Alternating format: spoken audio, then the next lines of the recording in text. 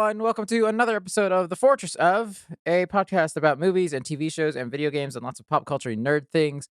My name is Oscar. I'll be one of your hosts today, and with me, per usual, are two of your other hosts. We got Brian and Devin here with us today. Yo. It's your boy, Devin. I think I always say the Sonic. same thing. Yo. Yo. How you guys doing, man? Well, you know, grass is green, pollen's out, Yeah. eyes are watering.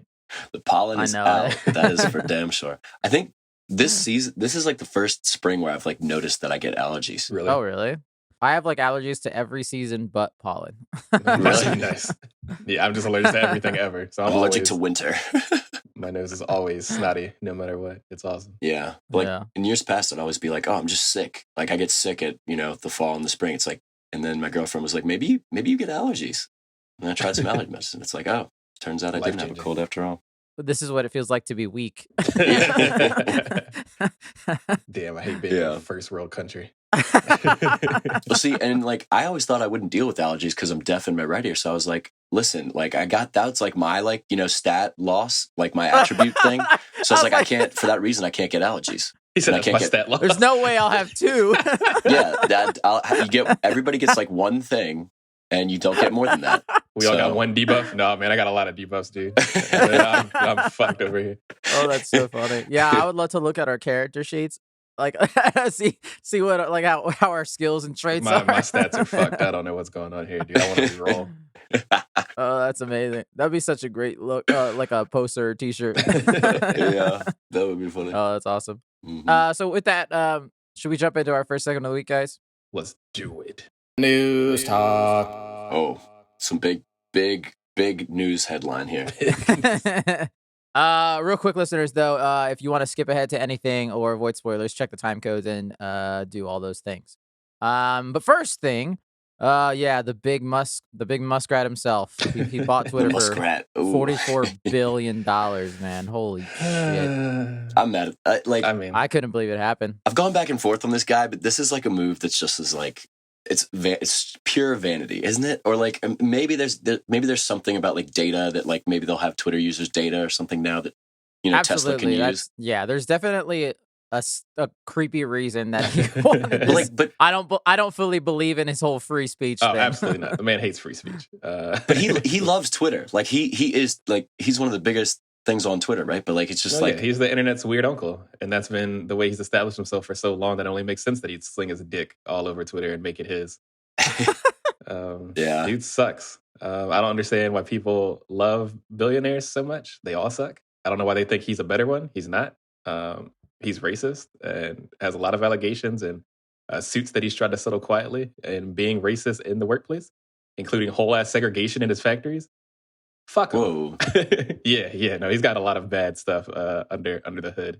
Also, he didn't found Tesla. So people that keep saying that, fuck you for that too. He didn't found it. He just put some money in investment. He's got a lot of money. Yeah, yeah. Interesting. And then the CEO wanted to actually work on the goddamn car, and he was like, "Well, I'll take that up from your hands. I'll be the CEO." And then he put founder right after that. Yeah, I don't know. I mean, I'm still like, I don't think it's gonna be like how a lot of people are saying Twitter's done and I'm never using it again. I don't think it's going to get to that point. And I also don't think it means that a bunch of racists can say whatever they want. I hope at least. I don't think it's going to be, I don't think it's as great as all those people are saying it to be. It's like, yes, we're back to saying dumb shit again. I mean, it's like, I don't know. Twitter support has never been great for that in the first place. So I wouldn't say that it would get worse. Right. You know what I mean? Like that's unfortunate. Right. Yeah. But that's like why he bought it, right? Is because I think billionaire out. I read something where it's like he bought it because like you can't so like in this space, right? You can't like establish a competitor. Like Trump found that out the hard way when he tried to do like his own like Twitter kind of thing. And it failed. Right. Horribly. I don't even know what it was called. So you can't compete with like you can't make a new Instagram or a new Facebook or something like that. Like those kind of institutions of the internet are kind of set. So when he saw a chance to buy Twitter, just kind of wield that power, he took it. But I think that he's going to find that like, he says about free speech. I don't think it's about that, but like, I think that he's going to find that like, he's going to have to solve the problems that they dealt with in a pretty similar way of like hate speech and things like that. Like you're going to find yourself in the same, probably using a lot of the same logic that the people that run Twitter now use, right. Of like having to censor stuff and, or just not allowing people to like say bad shit. I will say, for the people that work for Twitter, now would be an amazing time to go ahead and unionize. Yeah. Right? Elon Because Musk, you're all about to lose all your jobs. Elon Musk is a known union buster. Also, he runs a pretty awful ship. So I Yeah. would say you guys gonna want to go ahead and unionize if you can get that It started. mostly just makes me sad that he was able to just chuck $44 billion away like it was I nothing. know. And like, I just can't believe So that many it other was things you could do with that money. Like it's Equally shitty things too. It doesn't even have to be like a good thing for the helpful people. You can just do something more fun than buy fucking Twitter. Who wants Twitter, dude? I just didn't think Twitter was worth that much. Like I would have put the figure in like the 10 or 20 maybe at the most, but like 44, I mean, holy shit. Jack, I guess he was the previous owner. That man he like gave like, I don't know, something like 60-70% of his entire wealth, and that man was like Jack Dorsey. Yeah, and he was like a very multi-billionaire as well. He was I think he was one of the top billionaires at the time. Like he was like fighting for first place for a while. So he had fucking money, dude. Yeah. Crazy. People use Twitter literally every day. So I'm not that surprised. I'm mostly surprised that he just did it. I shouldn't be surprised that he did it. You know, I shouldn't be at this point, to be honest. Maybe he bought it just so he could never get kicked off of it. Like just to make sure that I can never ever get kicked off and they can never silence me. I'm telling you, the way he's about to ban everybody. It's just gonna be him. There's no more getting blocked by Elon Musk. Now you're gonna get banned by Elon Musk when you make fun of his stupid haircut. Yeah. We all know you got hair plants. It's all right. It's fine. It's okay. All good, man. Yeah. So I mean, that'll kick in at some point, and we'll see what happens. I don't know how much change will happen, but yeah. Next piece of news. We got a second trailer for the Chip and Dale Rescue Rangers, like a reboot. It looks insanely amazing to me still. And just in this trailer, the amount of like weird references to other Disney stuff. Poor Flounder looks like he's dead in this trailer. And I'm like, what is going on in this whole thing? What is this? What? Why? What? Why? What is this? I'm so confused. It feels like it's trying to be like a Detective Pikachu sort of situation where it's just like not about the actual show at all. And that's weird. Right. I mean, they're still kind of detecting, I guess. I don't know. This is not the Chippendales that I remember at all. They have Andy Samberg and John Mulaney as the voices of Chip and Dale. What the fuck? Yeah. I don't even know what to tell you because I'm gonna watch it. It looks awesome. Don't get me wrong. I'm gonna watch the shit. Yeah. I still love the idea of combining the that like CG and traditional like hand-drawn animation style of the two of them. I love that idea a whole lot. I love how you called it surgery. Right, yeah. Dale would yeah. So it looks really good, and I think it looks really fantastic. Yeah, it looks like it'll have a lot of good jokes too. Like, so I don't know, maybe a good one you can actually watch with your, what do you say, younger. No, you're gonna watch it by yourself. You know that. Yeah, I mean, John Mulaney also co-writes for what's that show, Big Mouth on Netflix. So I'm sure he wrote a lot of the jokes for this, and that show's really weird. And I don't like it, but the jokes can be funny sometimes. So I'm sure they probably have a lot of good talent for the writing. Yeah. And at this point, I didn't expect this, but I'm excited for like the Easter eggs. I didn't see it, but apparently you can see a Kingdom Hearts Keyblade in this. Apparently you see Jimmy Neutron's hair in this, which I don't know. That's a Nickelodeon thing, so that's interesting. Right. But yeah, like it looks like a weird like Roger Rabbit world where like little cartoons live in tiny apartment condos and shit, which is quite funny. So yeah, it's a funny universe they built. Yep. I just found the clip for it. I see Jimmy Neutron's hair and I see the Keyblade right there. That's so funny. So random, dude. A Smurfs hat? Yeah. Next piece of news, Fantastic Four, the actual MCU Fantastic Four, just lost its director in, what's his name? John Watts. He's the guy that did all three of those most recent Spider-Man movies. He said he needed a break from superhero movies, which I was like, did you not realize you needed a break when you signed on for this? Or were you like, yeah, Spider-Man will be fine, and then I'll move on to that? I don't know. Or maybe he looked at that script and was like, yo, this is going to be ass. I ain't writing this shit. That's why can't they get this one? Why is Fantastic Four so hard to do, apparently? Yeah, I'm trying to think of what would make it better than the ones that we've had. I mean, we're getting a lot of grounded takes on a lot of superheroes. That's been working really well. But I feel like part of Fantastic Four is how fucking goofy it is. There's a dude on fire. Like, I don't know. There's a big rock man. Big rock man that wears a hat to try to blend in. Like, what the fuck? And a trench coat. God. Yeah. Yeah, I mean, I don't know. Yeah. I mean, I don't know what the problem is with this. Maybe it's just No, because they've done like big team stuff like Avengers. They've handled like 30 characters at a time. Why can't they handle at least 4? I don't know. I mean, also, it's like a lot of them are kind of similar to other MCU stuff that we've seen so recently. Maybe it's too soon. Maybe. I don't know.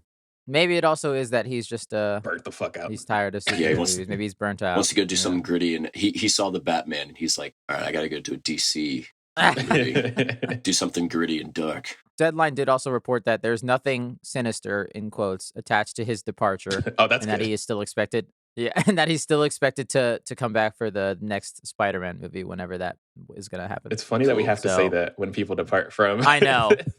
I mean, because obviously, because everyone's constantly like, oh, so it's fucked. Right. I mean, yeah, I still think it's fucked. But. What dirt are we going to find on him now? No, but I mean, I think that's a good price to pay, though. Because, like, you know, this No Way Home was great, so save your talent for the Spider-Man stuff. Yeah, and especially after that movie, like take a break if you need it. Right. Like that movie looked like a lot of work. I can imagine. Yeah. So yeah, that movie, I don't know, that's coming out anyway. So whatever. Next up, Devin, this is your piece of news. Mm-hmm. Tell us about the Rocket League Battle Royale mode. I mean, I played it once, and it was like you're on like a skull. Like a big skull kind of shape, and you basically like can latch onto other people and like throw them off the map, but then you can like fly to come back. I don't know. I didn't have a lot of fun with it, but I only played it once. But like, but you know, props to Rocket League for trying to. They do this every once in a while. They'll throw a new game mode in there, but I just think it speaks to how good Rocket League is, just in its main form. That you just want to play it in its main game for your entire life. I was reading through trying to understand what the fuck this mode was. And one, I don't understand it. And two, it sounds really stupid. So I don't know why they did. I didn't have a lot of fun with it. Like I was basically, when I played it, I was just trying to avoid everybody.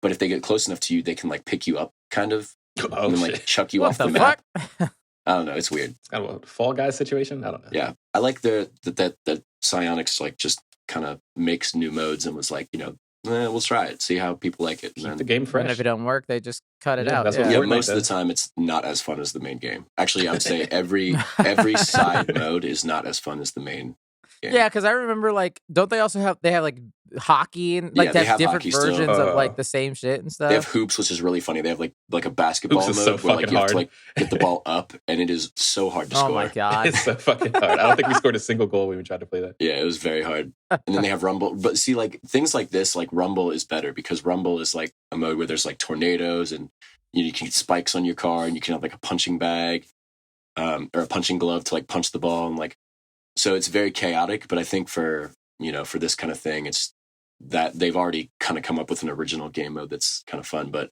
this one where you're just kind of going, this is for all the people that like love demoing people. Like when you just love blowing up other cars in the main game, this is the game for those people that like just right. So all of the people that love demo, just go into this mode and just never set foot. Nothing feels in the better main than game just again. fucking flying at someone full speed and just wrecking their shit. Right. Yeah. You're like, you're the muscle in like a hockey game. Right. You're the dude that just is there to take out other people. Yeah. This mode is for all the goons of Rocket League. Yeah. Well, I'm glad to know that you actually played it though. Right. Yeah, just one time. You but gave probably, it a shot. Probably will not do it again. Nice. Speaking of might be the end, it is the end of some of these Sonic games. Brian, this is your piece of news now. They're doing the thing that Rockstar did with GTA, and they're taking away the 3 Sonic games. Or 4, they're also taking away 1, Sonic 2, CD. 3, and Sonic CD are leaving the digital storefronts. Well, not all of them, but most digital storefronts on May 20th. Is that the same day the game comes out? I have no idea. I don't think so. Actually, I don't think the game comes out till June. Oh, interesting. So you got a month of no games if you were looking for. That's weird. It might be a week or two. It might not be that long. So this game's going to be Sonic Origins is going to be $40, and that's going to be the way that you get to play the original 4 games. Okay, now that you just said it in that way, that sucks. Right. Now that it's like I can't just pay $5 for the first or second Sonic, I have to pay $40 for 4 Sonics that I may not want to play. Right. So you just like Sonic 2 and you don't want to play the other ones. That game I think is like $3 on the Steam store right now. Now you got to just pay $40 for it. Ooh. If you're like me, I mean, you have till May 20th. So if you're like me, I already have them all. Yeah. So I hope they can't take them away from me. I'm holding my jewels right now. Get a word. Come on. Right. But yeah, I feel separated in how I kind of feel about this. Because on one end, I get it. The best way to play the game, whatever the fuck, that's fine. But also as a retro gamer, some people just like to play the old version of the game just because they like to keep the sanctity of the game. I remember there was a big issue with Chrono Trigger when it first came out on PC. When they ported it to PC, they changed like the fonts and stuff to make them like updated with like the Windows font, and it looked awful. It looked fucking like a stupid mobile game, and everyone The hated Windows font. it. Yeah, it was like a really ugly Arial or something like that, and it was like way too crisp for this like 16-bit game, and people hated it. They were so mad to the point that they had to actually patch in the original text again because people just thought it looked so uncanny. So if that was the only way to play that game from that point forward, and you couldn't buy the original one again, that would have felt like shit, you know? So stuff Right. like that. Or like GTA. GTA's remaster sucks. Right. It's buggy and broken and it's a mess. And that's the only way I can It play is it not now. the definitive edition of those games. Right. And now I can't go back and buy the new ones. That's pretty shitty. So Yeah. Yeah. I mean, yeah, it's I'm not crazy about it. Also, like you were saying, just like giving you the choice to play those old games is always a nice thing to have. Right. This is also why I like physical copies of games, because this is always like a weird fear of mine that because you don't own it. I'll feel like a lot of the time you don't own these games. yeah. Basically, I mean, I think Blizzard went as far for Warcraft 3 to the point that even if you had purchased the old Warcraft 3, it just didn't even, it like overwrote that old version you had. So you had to go like wow, download some crazy version off the internet if you want to play the old game again because they just deleted it. It just didn't exist anymore. Yeah. The servers were completely down. And like that sucks because Warcraft 3 was terrible. Like in the new one. It's also weird because I remember a news story came out a couple weeks ago or months ago that Sony's like creating like a department that's all about game preservation. So which I find interesting, and I wonder if that means like keeping old games alive type of thing or something. But I don't know. But it's interesting. And then when you see all these other companies doing shit like this, so, Right. Yeah. Yeah. Right. It just speaks to me as like a lack of confidence in their new product because it's like by like funneling people towards one avenue, it's like, I don't know, if you're like confident in what you're doing, then you just make it as available as possible, like across the board, right? But like trying to like steer people towards one thing, it's just like, I don't know. But I mean, from everything else that we've talked about with the new one, it's like, I mean, it's like they're trying to like obviously it's like they're trying to make money, but at the same time, how much money did it cost to make this bundle? Right. It's not inspired incredibly. Like it was made with mods that I'm pretty sure existed for these games already, where you could play Knuckles and fucking Sonic 1. I'm pretty sure I made that when I was in like second grade. Like I don't know how much time and effort it takes to remastering a Sega Genesis game. Right. Yeah. The game is 30 minutes if you're good at it. Like, come on. Yeah. I mean, you'll have to let us know how it actually plays. Hopefully it has a better launch than that GTA shit did. Yeah. It just screams of like Suits decision making. Like somebody way up high is like, this is how we make money. It's a business. Like Sega's very grimy, it seems like, with their money, as we've seen for the past 2 weeks. I mean, we saw their rollout of the different versions. So obviously, yes, there's like 18 versions of this game. Sega is not inconspicuous about that at all. They're just like, yes, we would like money. Thank you. Yeah, cool. I had to throw in one last news story because I gotta say, rest in peace, Devin. You'll be happy. The CW and Warner Brothers are canceling a lot of those superhero shows. So they just canceled Batwoman, and then they just canceled Legends of Tomorrow. Which Legends of Tomorrow I'm actually sad about because that show's actually kind of fun. Doesn't it have a ton of seasons too? Didn't it have like 7? Yeah, it was 7 seasons, and it was about to have an 8th, and they canceled it. And this is probably all part of Discovery's merging with the Warner Brothers of trying to reset all this other shit. So a lot of shit's getting the axe. They got a lot of work to do. They do. So I'm also happy because I don't really enjoy watching some of those shows. They're mostly in the background. That's so sad, but you feel like you have to watch them, but you don't even like them. Because there's always like a tiny nugget every 5 episodes or so. That's so awful. Dang. It's terrible. That's why I multitask when I watch them. Fair. Very, very sad. What will we ever do without the coffee shops and the walks on the sidewalk? The era of coffee shops might be coming to an end. What I say, we want to talk about some micro budget shows. Those are some micro budget shows for sure. Yeah. What are we gonna do with all the not fighting villains that they do in these shows? You fight with words. All the dramatic conversations and not using their powers at all. Real shame. Oh no. Real shame. I'm mostly gonna miss all Devin's rants about how he hates them so much. I bet DC's like streaming service will just pick them up and maybe make them better. Yeah, I don't know. We'll see. But yeah, so that is the news, everyone. We did it again. We survived a week. Shall we move on to our main topic of the week? Oh yeah, let's do it. Oh boy, which we're trapped in another fortress again. This fortress is fucking terrifying. This fortress is horrific. I don't like it anymore. It's full of we're back to big naked people, except it's a real scary more. It's scarier than it. I don't know how it's scarier than it used to be. Because now it's just genocide. we're in the Fortress of Attack on Titan season 4. Season 4, part 1, 2, 3, 4, 5, 6, 7, 12. Sorry, I was trying to do metal there in the intro. And it wasn't. No, good at all. I dug it. It worked. Yeah. Yeah. Yeah, so listeners, we decided because Attack on Titan threw the whole world a curveball and said, hey, we're not done. We're going to do another part, but that would be way too many episodes to do a whole final season episode. Mhm. So we decided to do parts 1 and 2 right now as they release the final English dub version as we speak today, I think. Mhm. So yeah, we're gonna talk about these 2 parts, and I first would like to say I hate you guys for making me watch the show so fast, and now I have to wait a year like all the other fools. So thank you for that. Fucking plebeian. I thought it was gonna end. Like I really thought it was gonna be over, but then like when it Yeah, got I know. Clearly, everyone did, and then that shit happened. Yeah. I'm like, son of a bitch. and like the last like 3 episodes, you're like, this doesn't feel like it's ready to end at all. Like it's like every new episode, everyone was like, they still got quite a bit to cover. I don't know. They don't only have a few more episodes, I'm pretty sure. And then it kept getting closer and closer and closer. And then it was like, oh, we're not This doing ain't this, over, are we? yeah. Could you imagine if it ended like that though? it just ends That'd like, be a hell of an ending. oh my god. And yep, you decide what happens. You decide. Right. I guess real quick, no spoilers. We're gonna dive in very quickly because there's a lot to talk about these 2 parts. So no spoilers. I am very happy I watched this show. I would like to say that some of my theories, which we'll talk about, kind of came true. Yeah. So I'm pretty Mhm. proud of those.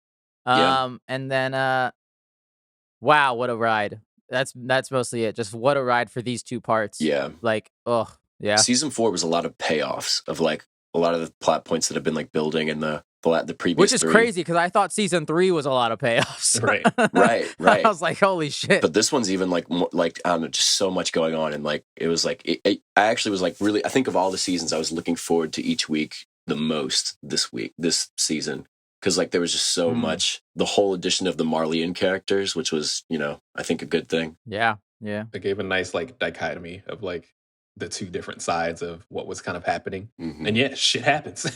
A lot of shit Yeah. happens. Fucking happens. And I think we should start talking about that shit. So spoilers from here on out, listeners. Yeah. Bold move. I remember texting you guys this. Bold fucking move starting like the first 4 episodes with some people that I do not know at all.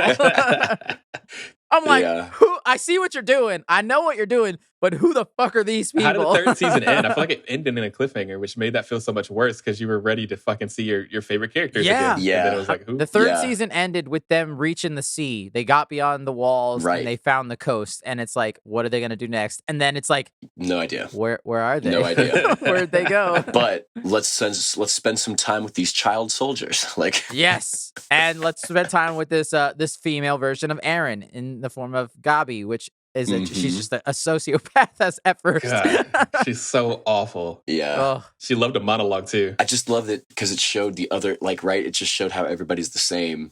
And this is what the other side is thinking. And they have just as much vehemence and, like, anger as you do. Yeah. And which I was like, I was slightly worried when I first started watching it mostly because I was like, I don't know how I feel about, like, it's like a traditional no man's land warfare. I don't know how I feel about this. It's so weirdly realistic now. And then I don't know if I'm going to care about these characters, what you're going to do. Like, I know what you're doing, but I hope you pull it off. And I mean, for me, at least at this point, I think they did a damn good job of it. But at first it was a little jarring, much like I would assume for most people, it was pretty jarring not to see your characters for like a good chunk of time. Right.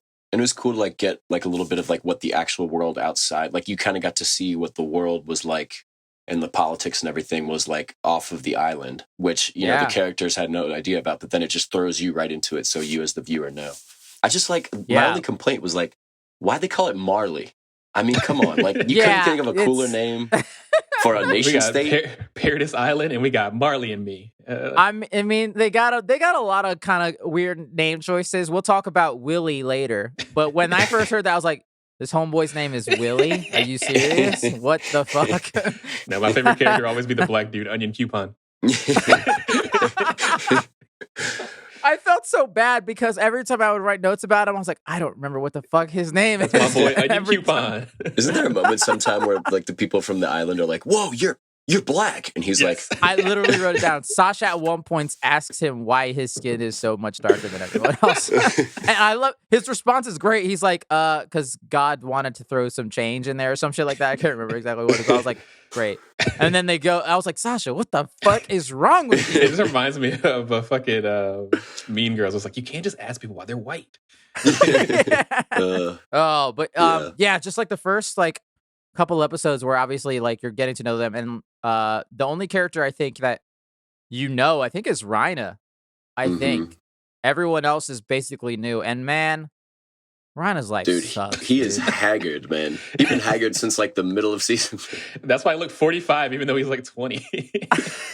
I'm like, why does he look so old now? He's seen some shit, man. He's a tired man. He's tired of war. He's very quickly, and like a lot of these characters, like become one of my favorites just because he's got such a tragedy that you find out in this. And like one of the biggest things is that he was the weakest of all of the kids in his group growing up, and he was not meant to be the armor titan. And like when he finds that out, like that burden that like, oh, I'm not that special. I wasn't meant to be this. It's just because some brother was trying to save his other brother from having to do this shit. And now I have to carry this burden and I just want to fucking die. And it's so awful. Yeah, he's definitely one of the more well-rounded characters. And I'm just glad that I can finally root for him again, because I liked Reiner like in season 1. And then when you knew that he was like a traitor, you're like, oh shit. Yeah. But now it's come full circle where, the alliances have shifted. And so now I can root for Reiner again, which I'm happy about. Yeah. But dude, bro is not, I don't know what's happened to him. He's lost his form or something, because Aaron just beats the fuck out of him every time they meet now. It's just like it's so one-sided. I do love that it's always between the two of them and their rivalry. At any point, I'm always like in my notes, I'm like, all right, Aaron versus Reiner, round 4, let's 15, go. Let's go. Right. But like it used to be a little, kind of like Reiner maybe had the upper hand, but now it's just like he throws like one punch and Aaron just like freaking jujitsus him and rips his legs off. That is one thing I loved about when we first, obviously we'll go back and talk about all the reveal of Aaron actually being on the island, or not the island, on the mainland. But I love how well skilled Aaron got in these past 4 years, this big time jump. Like he knows what the fuck he's doing now. He uses the shit out that no Titan. question, bro. Yeah. Holy shit. It helps when you eat everybody else that has the powers that you want. Man was over there on the ice floor in season 3 fucking licking up some fluids. Right. Yeah. I mean, I guess yeah, we could kind of jump to Aaron real quick. Yeah, it's easy to I called it, and I don't think it was that hard to call when you see a dude with long hair and an eye patch and no limbs. I was like, and then what gave it away for me was they call him he's calling himself Kruger at that point, which I'm like, that's motherfucking Aaron. That's motherfucking Aaron, isn't it? I was like, oh my god. Dude, I don't think I was paying attention enough at all. I was like, oh, that's just a very ominous war like injured person. Like, he's But it was that, and then he sees his grandfather. Which I was surprised about. Grisha's dad wasn't dead. Right. They kept them alive once his son, which spoilers, I already called that too. Zeke is definitely his fucking kid and Aaron's half brother. When he ratted his parents out, they didn't kill the grandparents. So I was like, oh my god, Aaron's talking to his grandpa right now. This is so fucking weird. Yeah, I mean, that's basically what I was going to talk about, how that reveal is just so fucking cool to see those kind of things, and how you really, this story is really good at, if you are like have a keen enough eye, you can see a lot of secrets that you may won't catch if you're just watching it casually. I mean, that was one of those situations that I didn't initially notice it until I went back and like read some stuff about it, and I was like, oh shit. Dude, I tell you, as soon as he said they were calling him Kruger, I was like, is this time travel shit really gonna happen? Is he really just Kruger, the one who sent Grisha on his mission? Don't tell me this shit is actually happening. I was like, what the fuck? I guess we can jump to that real quick. That reveal when the show actually tells you that he's Aaron, and Rhina finds him in the basement with Falco, and it's like, god, oh my! And Rhina's face is like, how? No, please don't. What? No, I don't know. This can't be happening. He's like in total full panic mode. Yeah, that moment was so sick. And like that, it was worth the payoff. Like the first 4 episodes were kind of slow, and like introducing you to the characters of the child soldiers of Marley, and then the shit just gets wild for like I think like episode 4 or Shit hits 5. the fucking Yeah, it just goes fan, from dude. 0 to 100. Because you know shit is bad if Aaron's sitting here in Marley right now talking to your child soldier friends. I was like, oh no. Yeah. It was so funny how like the Tiber guy is making the speech the whole time of like, there's probably a guy below me right now that's going to blow up all these civilians. And this is exactly what like I want them to do. But like, you know, these island devils are coming for us, and then shit, there's probably one right here, and then Aaron like perfectly blows up the building. He just for says, him, like, "Fuck it." That I think was when I was like, "Oh, is Aaron the bad guy? Is that what we're doing now?" Because I already had an inkling at the end of season 3. Aaron's hair started getting longer. I was like, Aaron's starting to talk a little more cryptically. I worry for Aaron, and now I'm like, yep, I should have worried for him more. Dude's not okay. So in this first battle, I was still rooting for the island crew because, like, you know, that's the people you're most familiar with. But I was rooting against Gabby and like Falco and like the Marlians. I was definitely rooting against them in this first battle. Later in the season, you just don't know how to feel. You're kind of just confused the whole time, and you're like, I never rooted against Falco because Falco, he's like very much like an Armin in the sense that he's got a brain and a sense, and he's like, yeah, guys, this doesn't feel all that great. I don't know if we should be doing all this. Gabby's over there in the corner. Next to him like, I want to kill everyone and everything in the world. She's having her own little monologue about how she wants to eat every single one of those people and kill them all and slit their throats. And it's like, all right, man, you need to calm it down. Instead of your 8. I wrote down so many times, Gabby, just fuck off. Please just fuck off. Please go away and fuck off. If Gabby's on screen, she is screaming or she is crying. And those are her only 2 choices of emotion. Wait, just like another character we know. Is that fair? It ain't. Yeah, like we get introduced to Willie Tiber, which Willie, that's weird. Mm-hmm. And he's an Eldian, but like he's like a respected group because they helped fend off the Paradis Eldians when they left, and so they're pissed at them and shit. And he gives this grand speech, basically like they all knew what was about to happen. Like every single person knew what was about to go down. And there's that such tense moment where it's just Aaron and Rhina having a conversation in that basement where he's like, I'm just like you. And there's like Rhina's like, there's innocent people up there, literally in this building. It's an apartment complex. There's innocent people. And Aaron's just like, yeah, I know. Fuck them. Yeah, it's like, you know who else was innocent? My people. He just turns. Goes. And it's like, oh, like literally proves Tiber's point to the rest, because like they invite dignitaries from the rest of the world because the Marlians wanted Aaron to slaughter those other dignitaries and stuff so that they would unite the world against the island. Because I think the general talked about it in like after that first battle, like the first battle of the season where they're like doing the trench warfare stuff of like, you know, like the power where of the Titans is waning. They take over another random country. Yeah. Yeah. And it's like we only got like a year, like 6 months or something to deal with the whole Paradise Island situation. So it was pretty genius of Tiber to like, I mean, but he knew he was going to die. Like he has that one scene, I think, when he's in the carriage, he's talking about like, yeah, I just got to take one for the team here. And he sure does. Can you imagine trying to give that much of a thoughtful speech when you know you're about to get fucking destroyed? Like, I'm not going to lie. His speech was dope. I was like, yeah. It was a good speech. Yeah. It's your last one. It better be. And, you know, you hope that, like, oh, people, you know, like most movies, it's like, oh, well, you know, we'll put aside our differences and we'll see the common humanity and stuff. And Aaron just goes straight to just prove everything that Tiber just said. Like, yeah.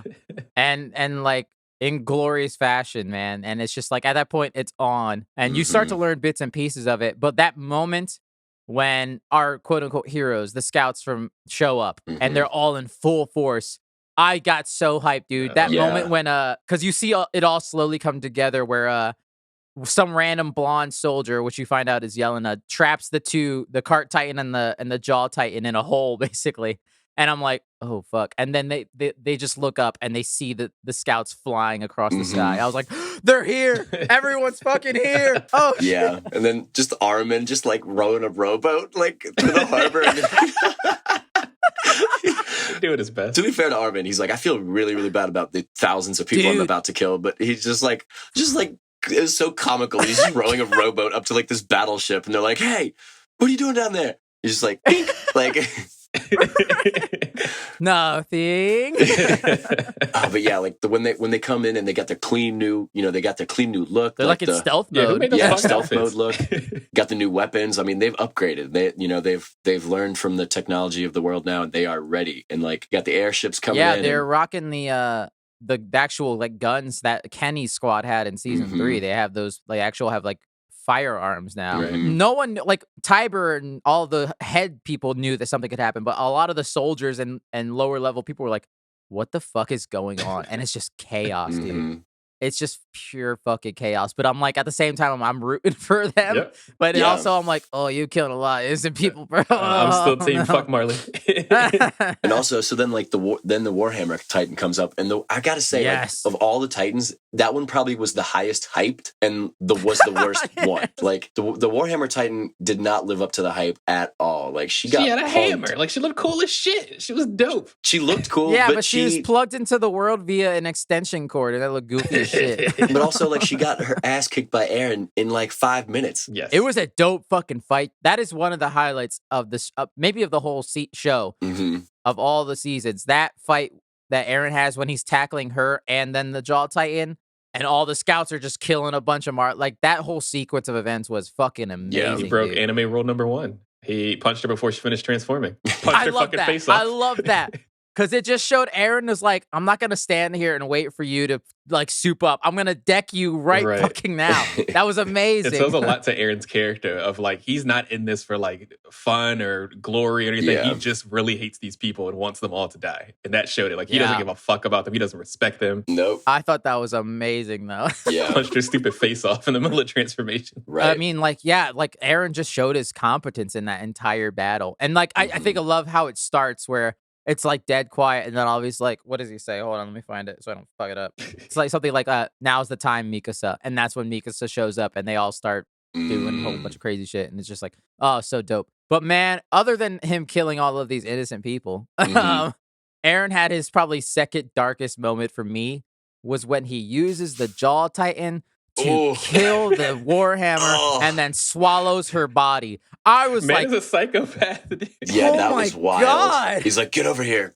Like, oh, just like that was gurgles all that blood. Mortal Kombat fatality, Using like dude. a What nutcracker. the? He was guzzling a lot of glass there too. All right, there was a lot of glass going in that Titan body, but I guess the Titan body doesn't matter. His esophagus is all tore up. Oh man, why is it spicy? Dude, the Jaw Titan got nothing but wrecked every time he goes into a fight. He's just like little. He's just too small, and then he like runs around. And he goes, yeah. He's a stupid little baby with a big old mouth. He's just palming it and just chucking Yeah, it and then across like Aaron just like rooftops. slaps him across the town, and it's like, shut up, get out of here. I did love that moment though, where like there's a moment where like I think after like Mikasa and the scouts come, and she comes and like lands beside Aaron, she's like, you forced us into this, man. Like we didn't want to have this fight, but like Aaron basically like, you know, forced their hand a little bit, and she's like, we could have had maybe tried for a peaceful resolution, but not anymore. So kind of like that regret of like, you know, knowing that she has to fight now, and kind of like some sadness that maybe it could have been more handled better, but that she's still going to be here and support and, you know, fight the battles anyway. I mean, that's kind of like the MO for this entire season is like us seeing the like degradation of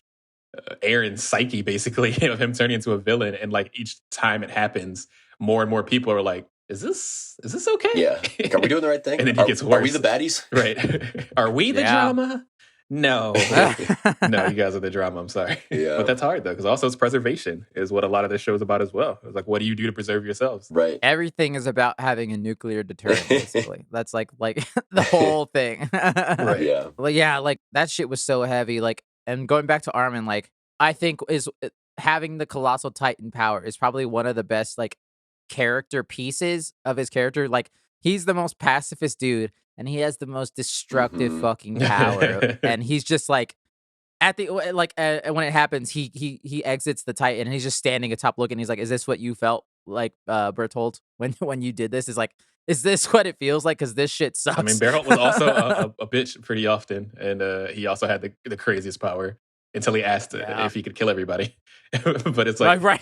So that was, it was kind of that interesting like similarity of like, oh, they always give it to like the kind of nicer looking dude, like the quieter guy. But like that, and I liked how it was a surprise to Marley. Like they were like, oh shit, so they swallowed Bertolt. They didn't just kill him. They have this. Oh fuck, we are very not prepared for this. Right. Yeah. I mean, so much of their strategy relied on Paradise Island not knowing what the outside world was like and thinking that they were last humans left. As soon as they figured that shit out, man, they are, because like they've been a war torn, you know, basically what like they've been at war for 2,000 years, right? Like, and they've been, you know, and especially in the last few years, the scouts have been, I mean, decimated, but they've also been like hardened by all the combat they've been doing. So, you know, if you give them a chance to go on the offensive, it's going to be bad news. Yeah, clearly they got they created more scouts in those 4 years. Because last time we saw them, they had about 4 people. There were that many left. They were churning them out in these 4 years. Oh man. One other element in this whole like crazy battle that we haven't talked about yet, in general, is the Beast Titan Zeke. We find out a lot more about him in the sense that he's only got 1 year left to live of his 13 years. Which I still want to know: have they tested this theory?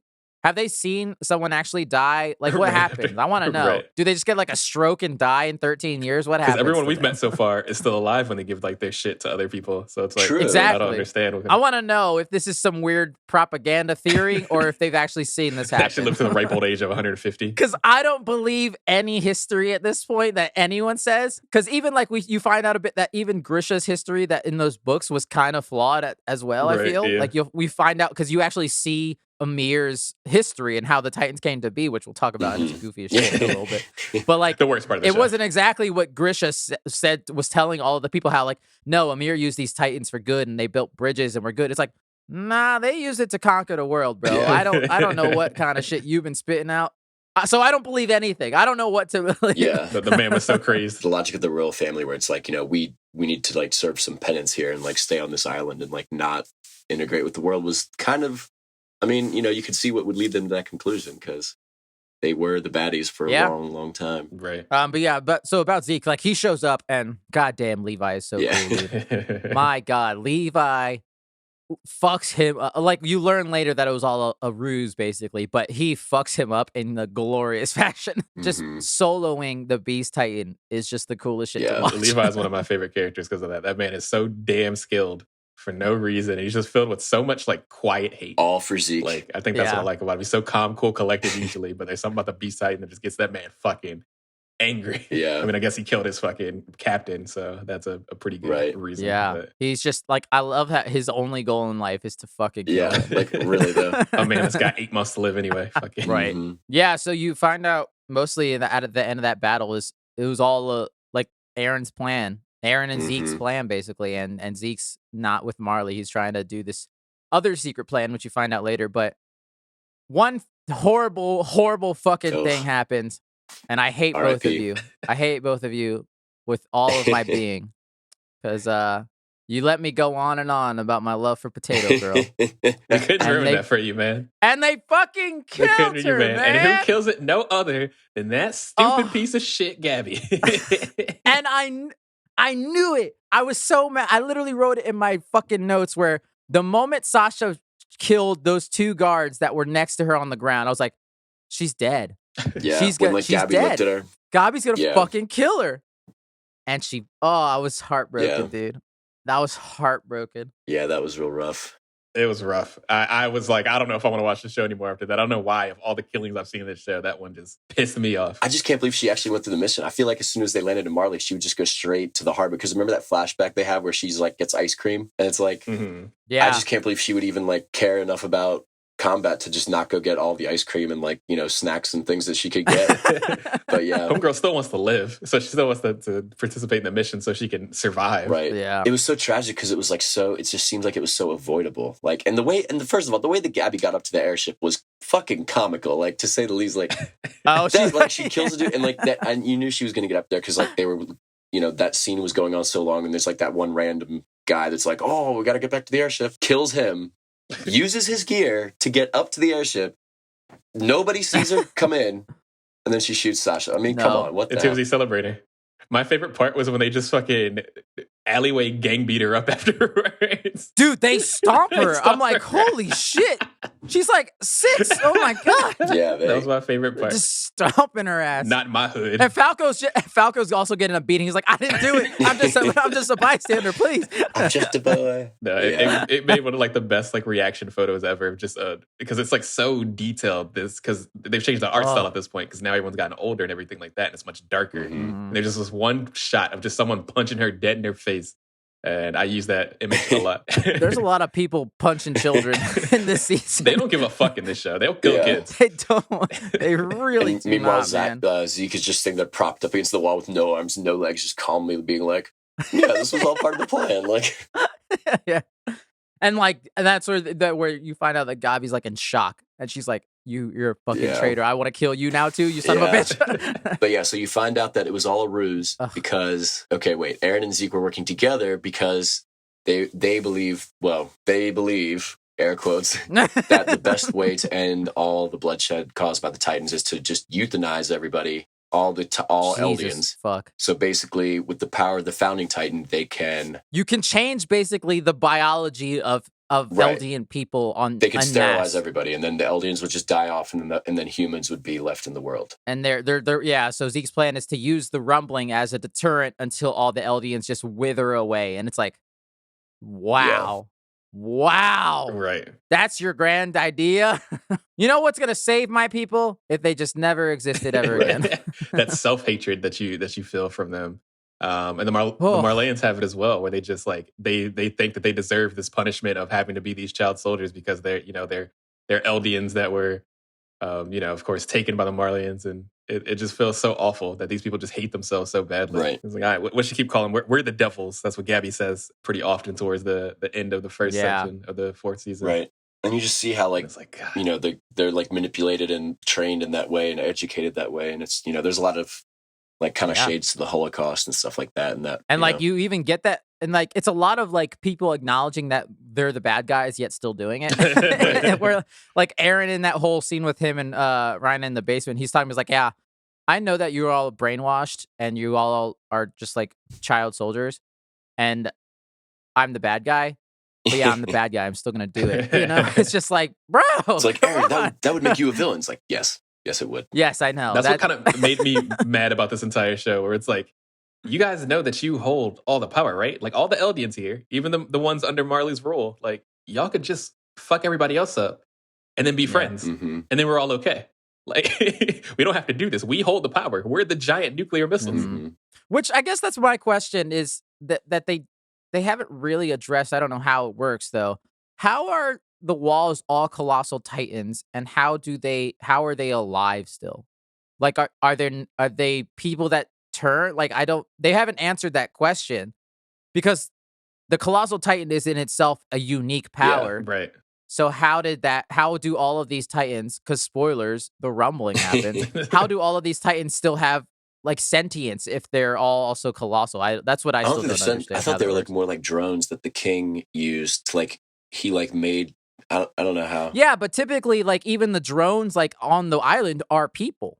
Yeah. You know what I mean? Yeah, I don't know. That's what I still don't understand. Because like if they were normal sized random titans, that makes sense. But the fact that they're all colossals, I thought that was like a one-off person type of a power. So how did that's that why work? we named it. Like yeah. So yeah, that's interesting. But like, yeah, we'll get to the rumbling in a little bit. But yeah, so then they go back to the island. You kind of get some character growth. You kind of figure out, how the alliances happen. So there was like a group of defectors from Marley that like were kind of filling, like kind of educating the island folks on like all that they could expect from Marley and all this kind of stuff. And with the subplot of like some secret plots going on both sides. Yeah. Like, so they have Zeke. Levi's guarding Zeke in the woods and constantly like, God, I wish I could just kill you right now, you son of a bitch. Yeah, that's where you get introduced to like characters like Yelena and what's his name, Brian, again? Oh, Onion Coupon. I can't remember how to pronounce his actual name. I think it's Onion Capone. Yeah, I think. something like that. Onion Coupon. Oh yeah, how's that sound in the dub? That's probably really weird because everything else is kind of. That's what they say. Hanji Kazuma was like, "Hello, my name is Onion Capone." Onion Capone. Yeah, they literally just say it like that. Yeah, interesting. Yeah, I feel like that doesn't sound as good in the English dub. Mm-hmm. Which is funny. We talked about it a little bit off podcast. How like I never thought about it. How they like I say the characters' names differently based off watching the dub compared to you guys watching the sub. Mm-hmm. Like, so I don't know if like for like example they pronounce Irvin instead of Irwin, even though it's spelled with a W. Mm-hmm. So I was like, oh, I wonder if that's how it's said in the subtitled version. Isn't it more like So I just thought that was interesting. Yeah. Yeah, that's the thing too. Watching subs is I'm actually reading what the characters' names are as well, and they'll say it kind of like in a Japanese way. So it's like they'll say Gabi. Mm-hmm. But I still call her Gabby because of the way that I just Americanize it. Right. Yeah. So they still say Gabi in the English. Well, they say Rhina in the English dub, even though it's very much spelled Reiner. Yeah. Which I found that interesting as well. Rhina. So that's interesting that that carryovers into the English dub, but they still say Rhina despite it being very like, I don't know, Like that's what the word looks like, Reiner. So I don't know. Right. Yeah, exactly. Yeah. So it's interesting. But yeah, so I had a question earlier that they don't address, and I doubt they ever will, but it's funny. Um what makes the female Titan special? I told you, you have Because you Colossal learn Titan. that It's really big. 'cause- You have Cart Titan. It can carry things. And you have Lady Titan. It's got boobs. and my question is, because like you're saying, every Titan has a special like ability. What happens if a dude eats Annie? Yeah. Now Does it's it male not work? Titan. That's what I'm asking. Like, they what's the power? It's so weirdly goofy. Wouldn't it just kind of be another armored Titan, maybe? Yeah, because it feels kind of like the I don't Attack know. Titan in the way that it acts and the way that it uses stuff. Right. But it's just got, But it's the it's female got longer Titan. hair. I don't know. Yeah, that's a really good That's actually question. a good question. I actually think about that. It's got to be girls. Got to be girls. Got a lot of questions Yeah. between that and one question we still don't have an answer to is how the 9 came to be. The 9 separate Titans, because like we were talking earlier, we do get the big founder Amir origin story, which is probably some of the worst shit in the world. Jesus Christ! So basically, what she was a slave to these Eldians, and this dude was like, "Yeah, go away," and then they hunt her down. Man, I can't believe all this shit happened from a weird parasite in a tree. Is that what you're telling me? Is that It's got to what be an this alien is? or something, right? Like it has to be something that landed there or something. Yeah. Like I don't know. That'd be interesting. I wasn't expecting them to go very deep into the lore of it, to be completely honest with you. I kind of wish they didn't even go that far.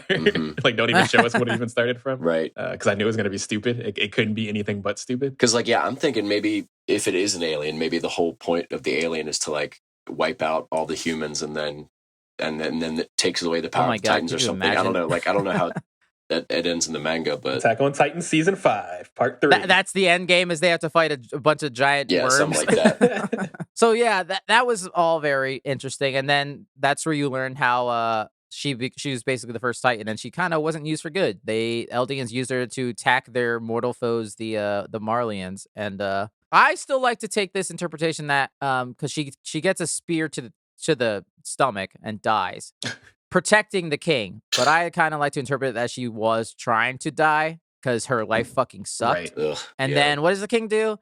He's like, "Come, my children, eat your mother now.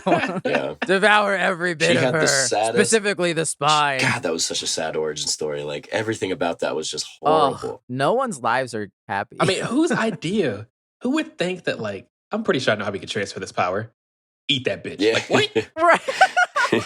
Did you think of anything else before? You thought about fucking eating a human being? Like, what is wrong with you? Yeah. What's wrong with you people? I think I'm just so desensitized to people eating each other in Attack on Titan, and I was like, yeah, that fits. Like, Oh yeah, it's like That tracks, it's out the sure. fucking window, man. and that's why they eat each other It's- now, because that's how you had to do it, right? Like, That's how the cycle began. Also, his 3 children's names were all the walls. Yeah. You know. True. imagine like we have Superman. Superman's real, and he dies for whatever reason. Man gets too old, fucking dies from old age, some random shit. Do you think people just start fucking eating that man? They start eating. There's a crowd of people just fucking chewing on Superman. Like, what is happening? yeah, Oh, that's so. everybody eat like a piece of Superman. I'm eating the toes. I'm going for the Dude, toes. I'm going straight for the quad. You know, that's the thigh. You gotta go for that. I know that shit is probably hard as a diamond. Right. I love that. What just off topic. I love how Levi's so short. Yeah. Oh yeah, the man's like very short. canonically like 5'5" or something like that. He's so small. And he's constantly complaining. He's like, "When the fuck did you assholes get so damn big?" Yeah. That's true too, because I told you about the art style changed, and everyone's very slender already and very tall. Mhm. And then Levi basically Yeah. looks exactly the same as he did He in stayed the the older same. seasons. I guess that's also my question, because I guess later in the show, Aaron talks to everyone because he becomes a god Mhm. basically.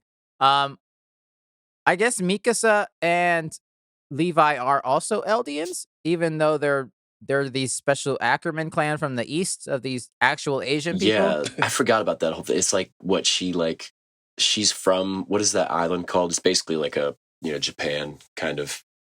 It's like thing. Hiroki. I can't remember exactly. I don't want to butcher it. Yeah. Too late. We already did. But yeah, so I guess maybe they're at least half Eldian. Maybe Right. one of their parents were. I mean, Levi's mother was I think we found out she was a prostitute. I can't remember exactly. And then he was an orphan. But I think so. Maybe that's why they're half Eldian. I don't even think they're half. I think they're full Eldian. Ackerman was a specific family of Eldians that were always protecting the king. There's a lineage of king protectors, but they were also Eldian from the beginning. So I just found that interesting because they were also from this group of people that's not Right. Eldian. I don't think all the rest of those people from that other country are Eldians, though. I mean, I guess it's like being white in Africa. Like, I guess technically you're still African, but you're a white person. Like, that reminds me, because like they were trying to make an alliance with the Eldians, right? Or the Paradise Island people, because they were like, Mm-hmm. and maybe the general mentions this at the beginning of the beginning of the season, but like there's like that fuel source or something. There's that resource that everybody's going to want soon because of the age of industrialization that the world is going through. And Paradise Island has like a huge amount of it.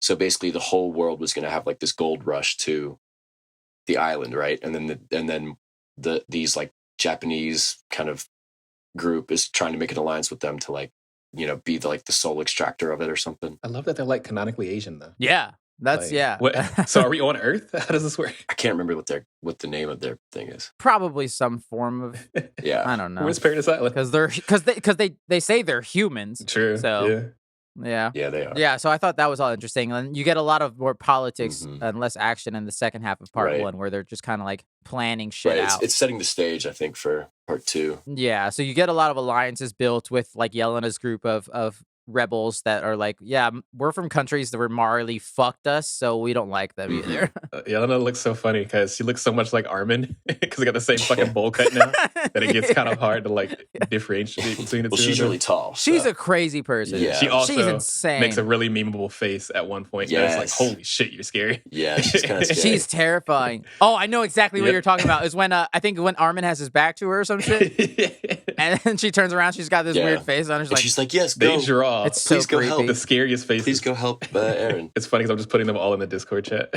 Sorry for the listeners, you can't see them, but they're amazing. Yeah. Maybe we'll put them in a story or something.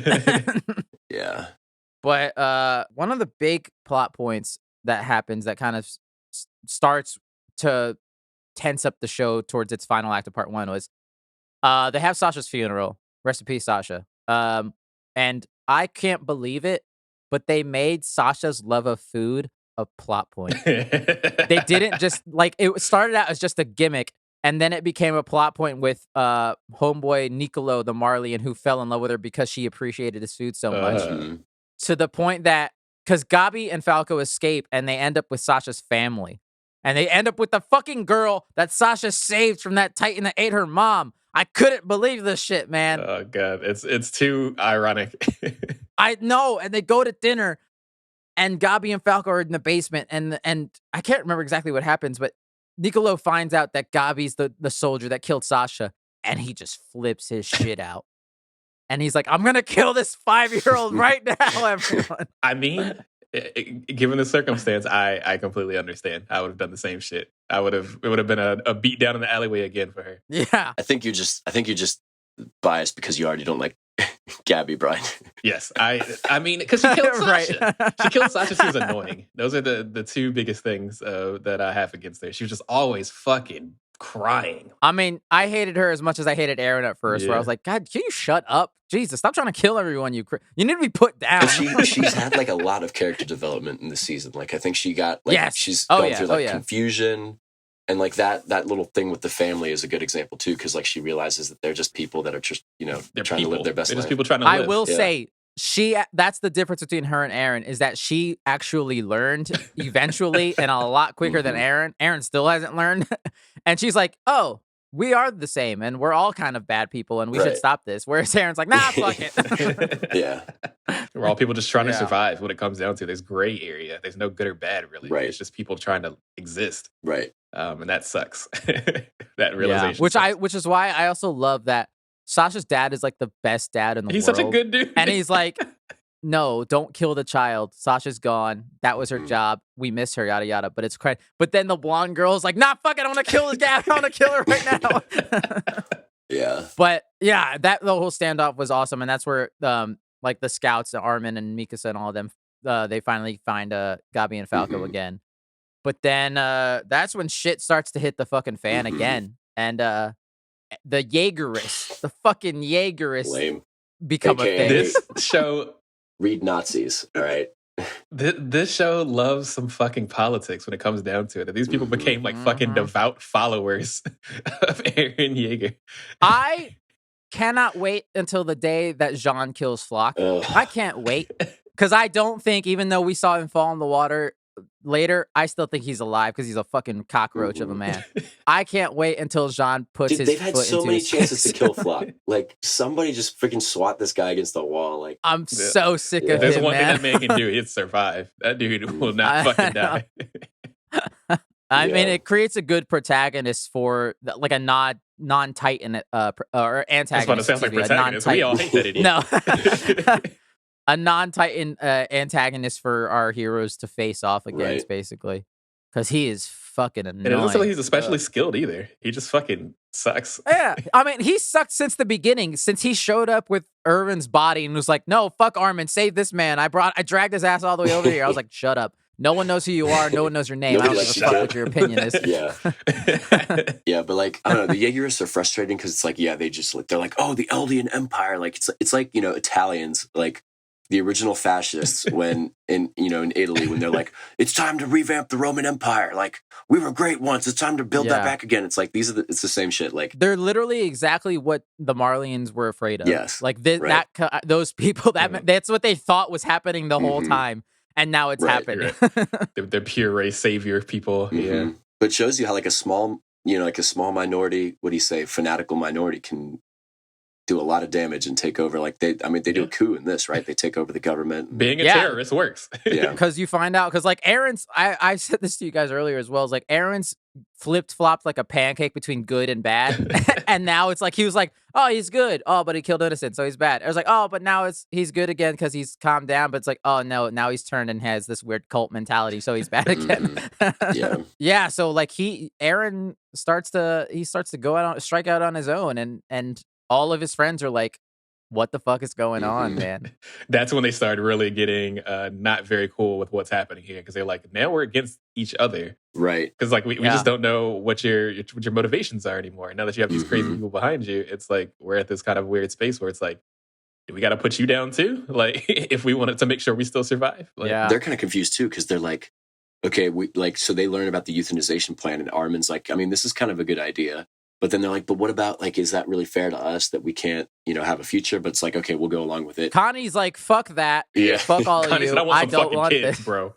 Yeah. Right. That's when you kind of start to, Aaron's plan starts to unfold, and you see all this shit and how Yelena was kind of on his side, and it's clearly been a plan between Aaron and Zeke. And man, there's that moment where Aaron's on the loose and no one knows where he is, and he just walks into that room with Armin and Mikasa, and he's like, I gotta talk to you guys. It's just like, bro, you're like the most wanted person right now. You can't just stroll up in here.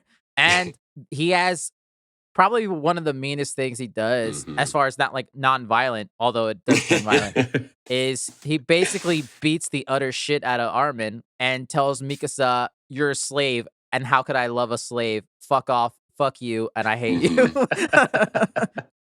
And that was one of those things again where it's just like, what's this man's motivation here? Like, does he mean the things that he says, or is he doing like these things to protect them? Like, what is he doing? And that was one of those like very much situations where it was like, bro, those are your best fucking friends. I know you don't mean that shit, but then you still question. You're like, you'd be dead a million times without those people. Right. Mikasa specifically, like later in part 2, she has like this flashback where she's like, and this is maybe something that's on her mind this whole season of like, Aaron comes to her when they're like touring Marley, like when they go undercover and they kind of like are just kind of getting the lay of the land after they first discover the ocean. And he asks her, it's like, what am I to you or something? Then she's like, oh, we're just friends, right? And she keeps wondering, like, what if I had told him like that I saw more there or something? That could have been like a turning point, like an Anakin Skywalker moment where it's like, what would the world look like if she said I love you or something? What would the fate of the world have been if she had said something different? And I think that is constantly rattling in this her whole brain. season. So, but anyway, she didn't say that. So now, she's watching him descend into now the world's anger and hatred. And Armin's got the shit beat out of him while he's just like, no, I won't fight you. No, I'm like, bro, put your hands up, dude. He beating your ass right now. Come on. Yeah. Oh, yeah, that's where I was like, oh, fuck, Aaron's a bad guy again. God damn it. What the fuck is going on? He just was real cold-blooded this whole, like, Part 1, he's just so cold and He like is, man. emotionless. It's interesting y'all say that from that part because even at that point, maybe, I mean, I know now that it wasn't as naive as I think maybe, but Yeah. I was just like, no, there's no way. Like, there's no way that he means the things that he's saying. I still had a tiny bit, mostly because Armin, being the best friend that he is, he's like, guys, Aaron is still on our side. He refused to let go. He's like, he has a plan. There's no way he's siding with Zeke. Just trust him. And they go with it. And I was like, he was kind of right. Right. You know? Well, he wasn't wrong. Yeah. You know? But that's kind of towards the end of part 1, right? And then part 1 ends with like... Yeah, part 1 ends with Gabi and Falco meeting up with Cart Titan. I forget her name. Peak. God, she looks so fucking ugly when she's not peak form. Right. Yeah. She's fucking disgusting. Don't ever give me that Cart Titan Also power. interesting that she can stay as the Cart Titan for like months on end. Yeah. And when she talks, which sounds miserable. with her stupid duck bill, when she talks, Yeah.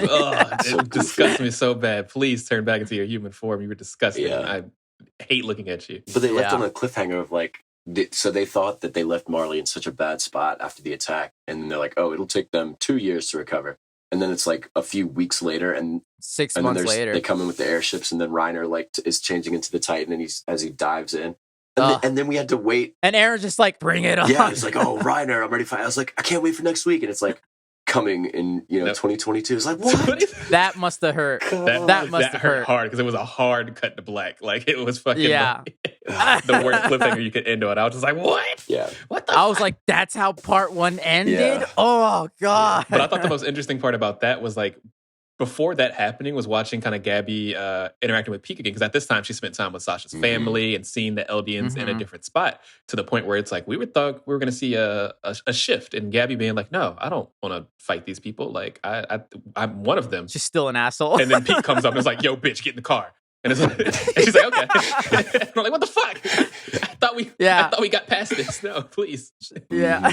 She hasn't quite learned just yet.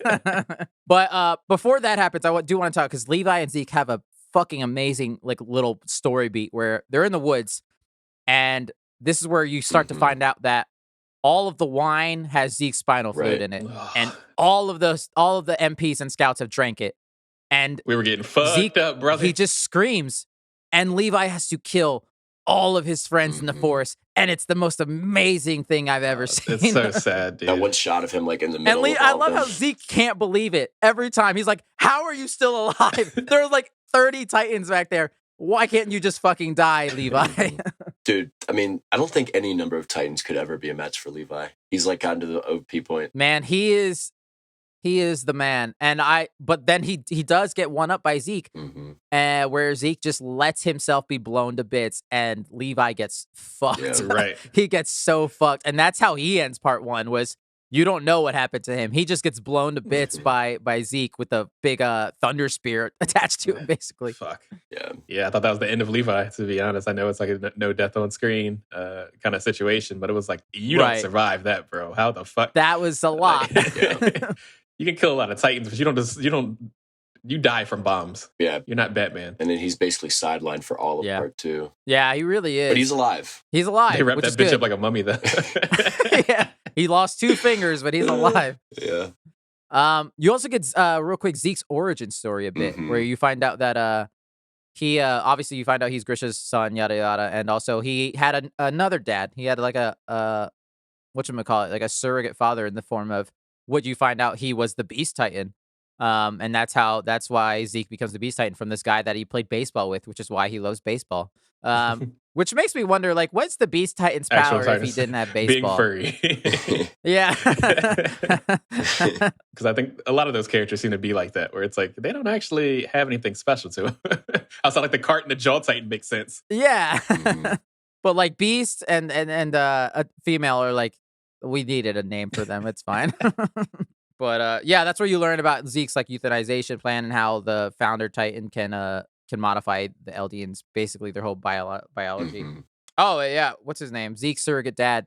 His quick horrible origin is he married a Marleyan, and she found out he was Eldian, and so she slit her children's throats and her own throat, and then I was like, Oh my god, dude. Shit. What the fuck is... This is a show. No one's happy ever. This is a show about feeling bad. Yeah. No one has a happy ending. You don't watch the show to relax. You watch the show If to... that says anything to how this show will probably end, we know that nothing good seems to happen in this show. Yeah. And then one last plot point in part 1 we find out, because the whole question I was asking the whole time was, where the fuck is Historia? She's pregnant. That's her only beat in this whole part 1. Is that, oh yeah, she's pregnant. Who was like her person? You find out, or what they say. I have a theory at the end of this. But what they say in part 1 is that some random boy who used to be mean to her when they were orphans ended up working for her orphanage on the farm, and then basically she picked him, and they were like, yeah, let's have a baby. I picked this one. But yeah, she's like in like 2 episodes, I think, in this whole season. I forgot about her completely. Yeah, me too. Okay, but then part 2 just starts gets right into it. And honestly, the plot of part 2 is pretty straightforward, but like yeah, stop Aaron. Like all that hype, like a year of hype, and then Reiner just gets his fucking ass just kicked. Like, I feel so bad for him, man. He just wants to die. He was hyped up. He's like, you came to my home turf and you killed all these people. He's like, I'm gonna get revenge, and then he just got beat down. Like he just can't handle it, man. He literally even has that line in part 1 where he's like, can't anyone just let me die in peace, please? But yeah, gets his ass kicked, and there's a lot going on. This was a battle. So the first battle, you're like, okay, I'm rooting for the Iron people. This battle, I'm like, I am so confused. Who am I rooting for? Like, I don't know. Like, you don't kill you. You don't kill that person. You don't kill that person. Stop. I know. No, stop that. Everyone's... because all of our heroes are in jail at this point. All of the, like, Mikasa and Armin, all of them, they've all been jailed because they're traitors, which all the fucking Jaegerists are doing exactly what Marley did and making people wear colored bands to show if they're loyal or not. I was like, do you not see that you're doing the same shit? What is wrong with you? But, so yeah, they're all trapped, and then eventually Onyan Capone releases them. And there's that dope moment because they're like, yeah, we know he's kind of doing some bad shit, but we got to go save him. Even Jean's like, yeah, I don't want Aaron to die still, even though he's a piece of shit. I don't want him to die. And it's just like, oh, God. You say as he slaughters hundreds of innocent humans. John has become one of my favorite characters in the show. Like, he started off as like that he like has, classic, man. like classroom bully. And he's just turned into like one of the best characters. Like, he has some of the best lines too. I can't remember what he says. He says something to Aaron in season 3 when he's all chained up. But he has one of the best lines in this season. After he punches the shit out of Reiner because he finds out about Marco. That shit finally comes back. I never thought that story would come back. So they basically tell Jean. He finally gets to learn the truth of what happened. It's like, yeah, we let Marco die because he knew about our type of shit. And then he beats the shit out of Reiner. And then he has a line right afterwards. It's like, oh, Reiner, get up. Your body healed itself hours ago. Just get up. Let's go. Shut up. And I love how he apologizes to Gabby. And he's like, yeah, I'm sorry. I didn't mean to hit you. Blah, blah, blah. Yeah. Then he looks over to Reiner and he's like, I don't apologize to you. Like, well, I'm sorry for beating your ass. I want to double down on beating your ass. It's like, okay, that's fair. That makes sense. I'm not mad. But yeah, so that whole Aaron and Reiner fight happens, and then it's just like a bunch of one-ups out of nowhere. Eventually you find out, oh shit, the cart titan is there with a like gun, a big tank cannon on it, shooting Aaron in the head. Yeah, they were doing pretty good work with that thing. I mean, the Marlians did a pretty good job at counterattacking. Like they did. I mean, the jaw titan's there. It's like he's running around naked, doing not much. I don't know how they got there, but whatever, it's fine. I think they just walked across the ocean. Flew. Honestly, and like you would think that actually, if you have a pretty good position and like you have like guys lined up with guns, you probably should actually be able to pretty easily shoot people that are going to zip around on zip lines. Right. You know what I mean? Like when they don't have the element of surprise, the scouts look pretty damn dumb. I think that's pretty much duck shooting at that point. Like, yeah, I mean, they were just, there's one shot I think where they're like, there's like a row of Marlian soldiers on a roof, and they're just like slaughtering the scouts. Like, dude, like so many people die, dude. Those rooftops are littered with corpses and blood. Yeah. Oh my God, it's horrible. But like probably one of the coolest moments, because you start to learn more backstory about Zeke and Aaron and how this is their whole plan is to Aaron to use the power, but he has to touch Zeke because Zeke has royal blood. Which I love that the Marlians never knew. They never knew that Zeke had royal blood the whole time. Right. And which is why Zeke can use the scream and turn all the Eldians who drank his spinal fluid into Titans. That's a huge plot point that happened earlier with Levi, and it's about to happen again now. But there's that moment when Zeke first shows up as the Beast Titan on top of the wall, and Aaron's like getting his ass beat, and all of a sudden Zeke shows up. He's like, "All right, Aaron, now let your big brother handle the rest." And I was like, "That was a pretty dope line," and I'm kind of rooting for you too right now because I don't know why, but I kind of love it. Yeah, like he kind of wanted them to meet up, but I don't. But okay, so I've always had this question: why, if all you needed to do was touch him, why didn't they just touch it like back when they were spending all their like playing baseball and stuff in Marley? Like why'd they have to go through this whole complex plot? I don't know. To do it because back Zeke on even the has island? that line where he's like, "We shouldn't touch right now, just in case." Yeah, Right. I don't know why. Like yeah. why? Yeah, that made That was no the thing. sense. I can't remember what was the purpose of it, but that was the whole reason why they never actually touched each other even when they were playing baseball and stuff. Maybe it has a short amount of time that it works and it stops working. I don't know. I don't know. It just seemed weird to go through this whole convoluted plot and like, you know, where you gotta like poison everybody and you know, like just to touch each other when you were literally like, 6 inches from each other before. Yeah, you could have done this in Marley. I never thought about that. Or like when they're on the airship after, like you know, they still had some time together. Maybe they weren't sure how it was going to work or something. Yeah. Maybe they thought it was going to be like an instant thing that maybe they couldn't control. I'm not really sure. Yeah. Yeah. They didn't. They don't really do a good job of explaining that because like I thought, okay, maybe Aaron was missing something. Maybe he needed to eat the other Titans first, but even then, he could have just done it on the airship. I don't know. There's a lot. Someone said this because.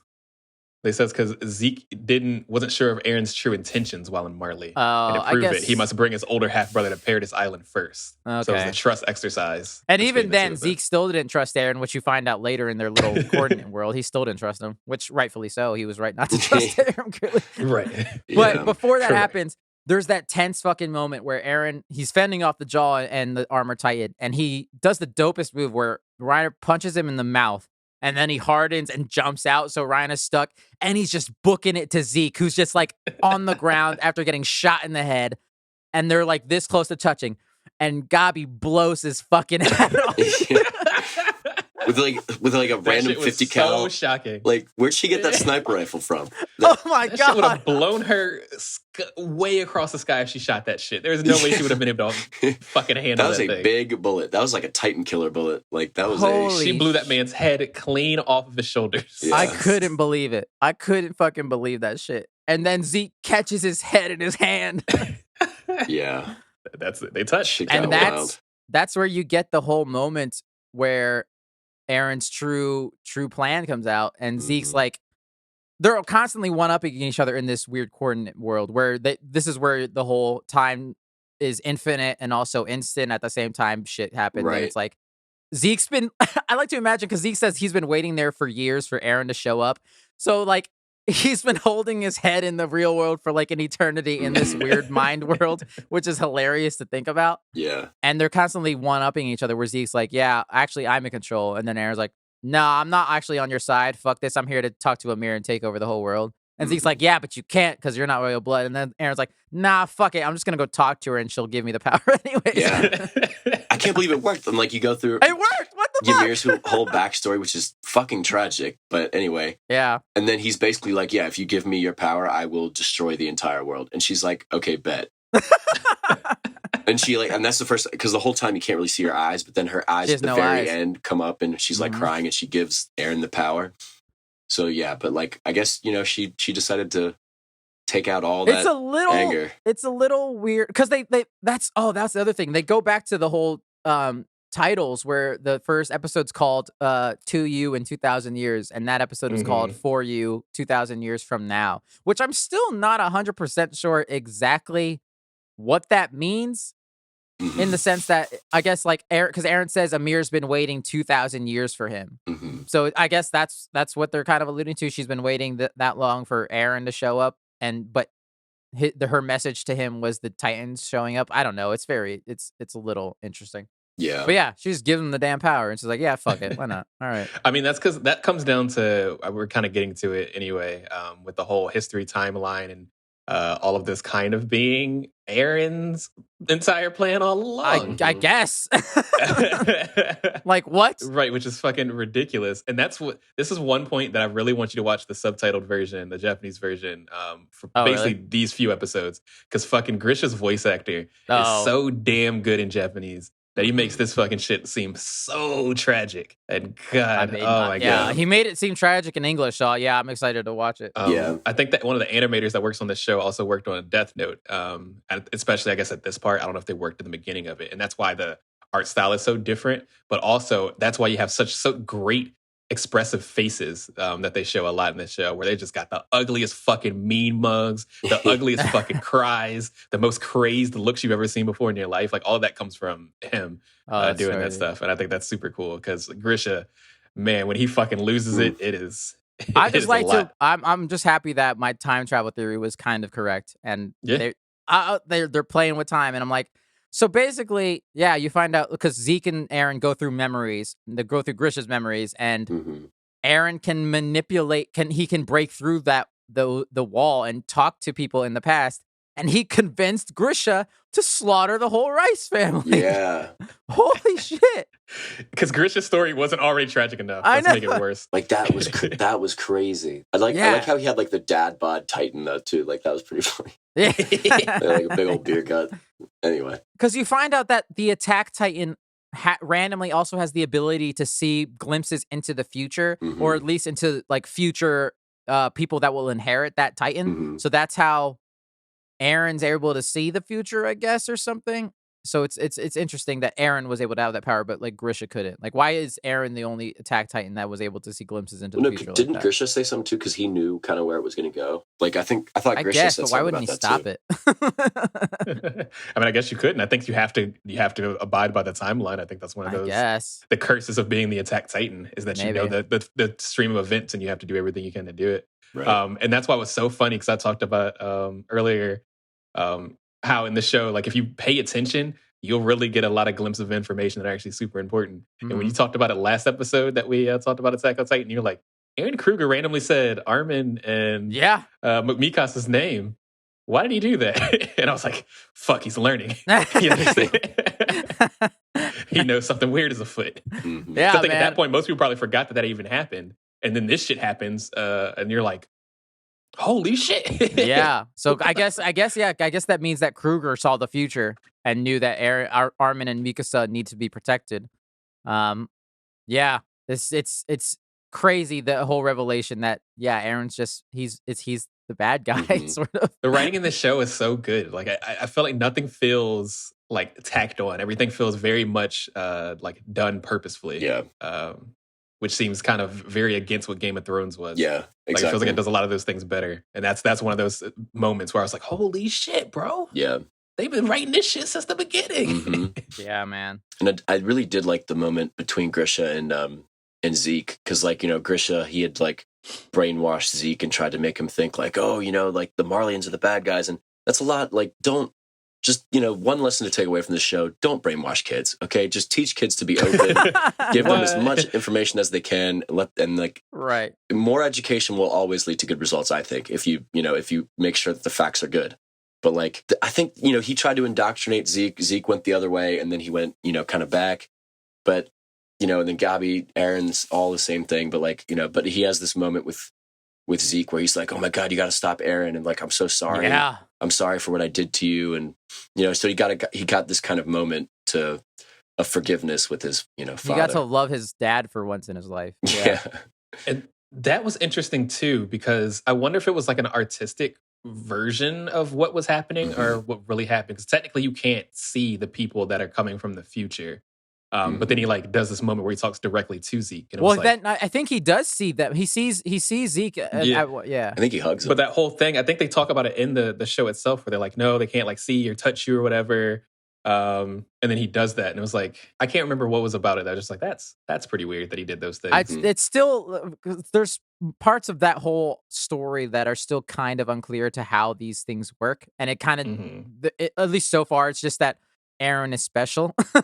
Right. Because like the way the plane of like all of that's supposed to work is it's not that you're like seeing exactly like you said, it's not that you're seeing exactly what's happening in the future. Is you're seeing like through the eyes of the person that also has the Attack Titan, some of these things. So it's like Aaron seeing through Grisha's eyes or seeing through Aaron's eyes. Right. It's a lot it's like of this layers. kind of weird thing that's going on. And that was kind of the thing. It was like, it wasn't like they were just like standing there also being present. It was like he was seeing through Grisha what Grisha had seen. And it was weird. I don't know. That's where timey-wimey stuff gets kind of goofy. Right. Yeah.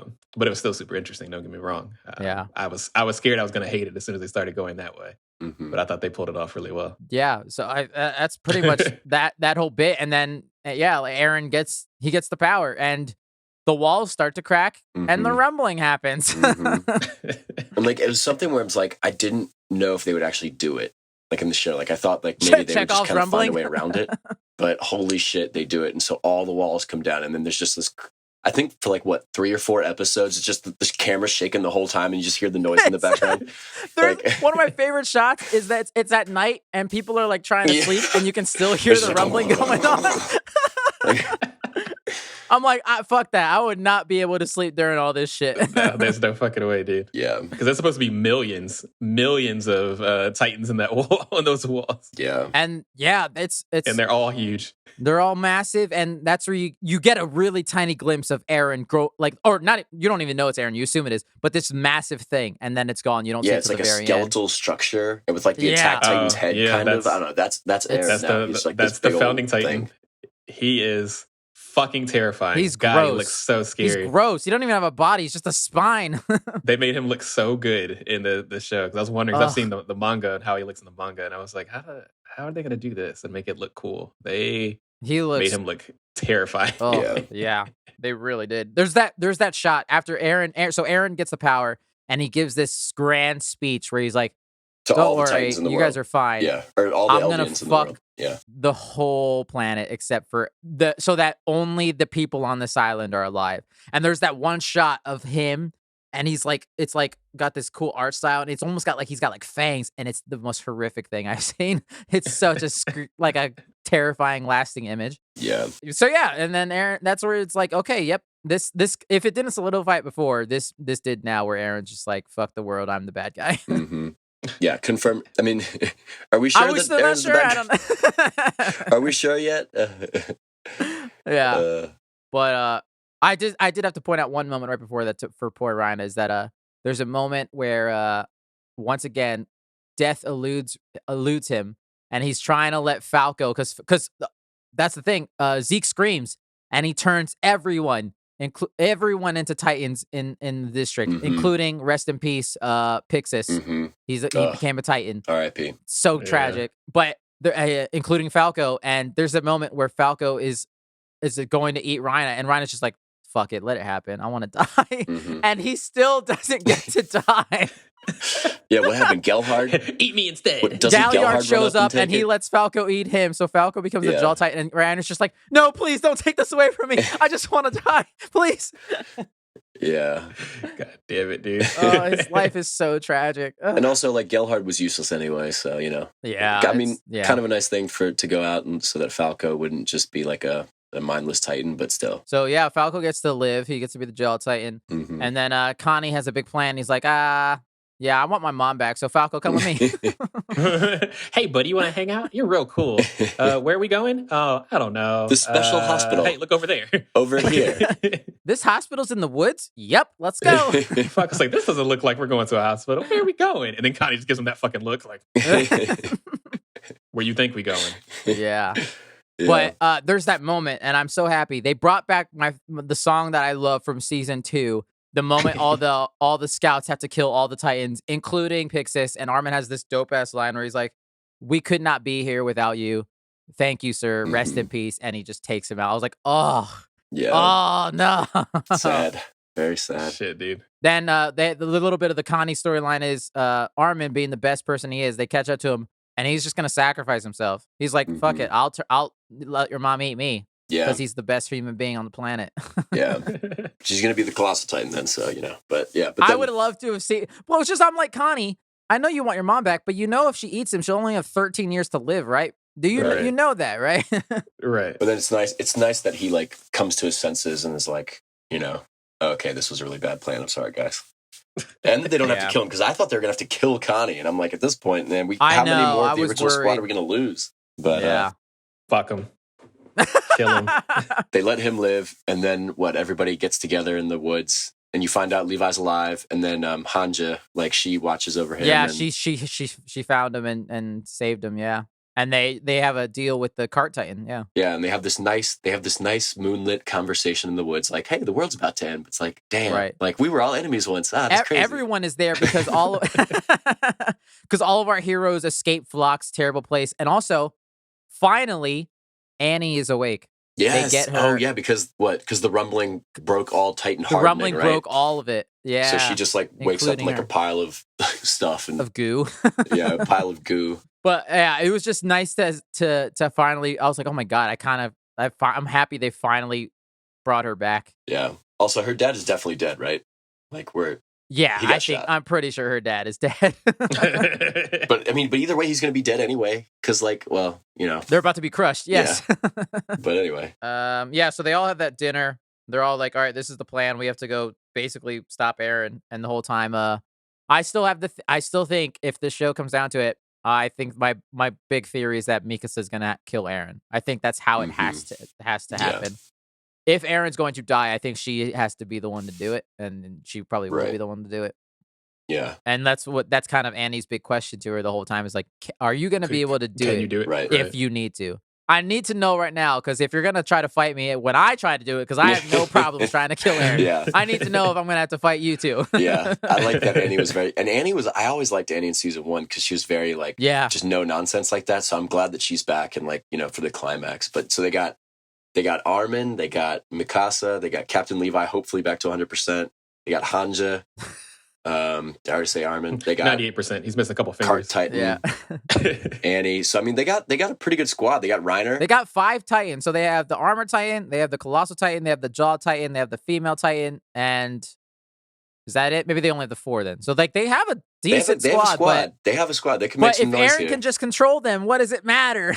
Right. But yeah, but he can't control them, right? If they turn, I don't know. I think there's going to be some crazy. I think he can. Can he not? Or can he? Oh no, Yeah. he can only control the abnormal and Titans and stuff. Yeah. Yeah, I think there's going to be some crazy ODM gear going around in his big old rib cage for next season. I think that's why they did that, so they can zip around in there. I mean, yeah. So they then go to the coast where Flock's already there because they need to get a boat to try to stop and catch up to Aaron. And this is probably the coolest and saddest moment in the one of the moments in the show is Armin and Connie trying to convince their friends not to blow up the ship. And Armin gets shot in the face like 8 times. I'm like, what the fuck is that gonna happen? That was so sad because they were like, what are you guys doing? And they had those crazy eyes and they're like, oh, you know, nothing. Actually, they told us that they wanted you to leave real quick. And he's like, I don't think they told you that, did they? So they're like having this weird ass mind game where they're going back and forth being like, we know we're all friends here, but we know some shit's going on. Yeah. And I'm pretty sure you guys are traitors. And they're like, no. We're not trying to leave guy's like, the no, fuck this island. bro. He just fucking get blasts. Connie like screams as he has to shoot his friend. Like, oh, he kills his friends. Oh, it's so horrible, man. Yeah. But like, I honestly, when that happened, I was like, is Armin gonna have to turn in order to heal himself? Yeah. But then it's like, nah, he can just heal. So like, can they just heal themselves from getting shot 6 times? Like it's fine. Yeah. I think so. I was like, what the fuck? I don't know. They can take they could always a big old beating. Yeah, But I was just like, he gets shot in the mouth. I was like, oh no. I literally was worried he'd have to turn colossal and just kill everybody. Yeah, I mean that was the same way that Reiner he got his shit beat in and he was able to just heal in human form. Yeah. They've always been able to do that, but it was just kind of it still felt like scary because it was like for people that don't know, like holy shit. Yeah, I mean, there's also one of the coolest moments is when shit hits the fan and the plan doesn't work. Yeah. And you get the dope dual turning of Annie and Rhina into their Titans, and they team up and just beat the shit out of everyone. Yeah. Oh my god, dude, those thunder spears are pretty OP. Like, yeah. And I love how like they're covering for each other. Like Reiner literally blocks Annie from getting hit with thunder spears with his face at one point. Annie's like kicking dudes out of the air and just it's like amazing. It's good to have Annie back, especially that she's one of the good guys. But it's nice. A lot of Titans kill people, but she disrespects them. Yeah, like the way that she kills out. No fucks. I'll never forget when she was yo-yoing somebody around. That's my favorite. That is my favorite. Oh Didn't my she, like, god, it's amazing. This time she like popped a guy in her hand. I can't remember. Oh, She's badass. I forgot when she yo-yoed a guy. That was kind of funny. And like casual, like she's walking as she's doing it, like just casual as fuck. Poor that guy, man. You're a menace. Yeah. To society. But yeah, so they get out, and then you have that cool moment where the trainer, like the guy that taught them how to use the ODM there. Yes. And then Magath, right? The guy that's like in charge of the Malians, and they kind of, 2 guys that are like veterans of both sides. And they're like, we got to blow up the ship and take them with us. And kind of go out on a high note, but It was a cool, sweet moment between like this old Eldian dude and this old Marleyan dude teaming up and just sacrificing themselves. They're like, yeah, it was a good run. Let's do this. Yeah. We're already old. It doesn't matter. Yeah. So then the heroes escape and they have the airship ready, and then they're gonna, hopefully confront Eren. But then the crazy last shot is like, you get the rumbling. Oh man. my god! And like they have this like whole. I think didn't they say it's like the whole fleet from the entire world? And they're like, oh, apparently. Good job. We got the whole world together. Like, hey, this is great. There's no way they can do anything against us. And they maybe, I think they gave them like, I think it was polite that they gave them like one colossal titan kill, because like I think there was like one shot of like the colossal titan like breaking in half. They killed a good amount. Like in the that was also my biggest question was I was like, how are they? Is the ocean that shallow? But it's like no, they can swim. I was like, oh okay. Yeah, but they look goofy as hell swimming. But anyway, it looks so goofy. There's like that wall of steam, so and then they just like go under, and it just causes a tidal wave. Like they unleash a volley of like shots, but it doesn't kill. It doesn't do enough. And then the Titans just swim underneath the fleet, and this tidal wave just crashes all the ships. I didn't even think about it. Like, they don't even have to touch them. They're literally burning them with the steam. They're just incinerating people. And I'm like, oh, that's even way worse than I originally thought it was going to be. This shit is terrible. Cool. And then, you see that Eren's at the head of it, and it looks like he does not give a fuck. They get to the mainland, and it looks like they're just gonna stomp away, just like he said they would. Yep. Which our heroes knew that was going to happen because they had the plan to go to a different city in order to get ahead of him. But they knew that the Eldian city in Marley of Liberia is basically fucked, and they can't save it. Because what do you do? What the fuck do you do against I don't know this? what the fuck they're gonna do, man. Like, how do you fight? Y'all couldn't fight Eren now. 4 Titans. You can't fight one a colossal. million? No, they're gonna have to bypass all those. They just gotta go straight to the goofy skeleton thing. I don't know. I don't know. I hope that there is like at least I guess if we're at this point where we're kind of predicting what we're gonna do, what we're gonna see. Yeah. I hope there's at least a conversation with Eren. At some point or something. I don't want him to just be like like the villain, like typical villain at this point. I hope there is some kind of still dilemma. You want to see some reasoning? Yeah, why is he still doing this? Like, what's his purpose? I want to see a little more into that a bit. I'm sure there will be, but like I don't know. I think he might kill the entire world. Like, I think there might not actually be any humans left by the time he's dead. Man.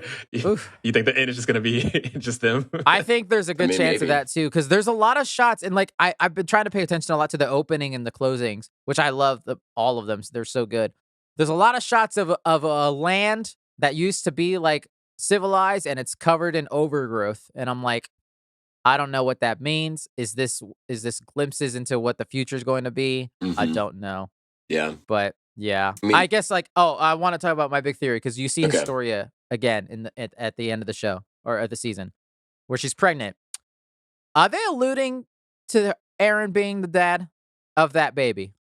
That's what I got from that. I could be dead wrong because there's a moment where she's like, Eren, I couldn't live with myself if I didn't try to stop you. And he's like, yeah, well, you can just wait until I become the founder and then I'll just wipe your memories if that's better. She's like, no, bitch. And then she just says, but what if I got pregnant? And I was just like, what does that mean? Is that like, gross? She got pregnant like this could be, my child could be your rival, or is this a backup plan? Like, I don't know exactly what that meant by that. I don't know. Does that have a part to play? I really hope it's not Eren's kid. Maybe Historia's child has a part to play in all this to come. I don't know.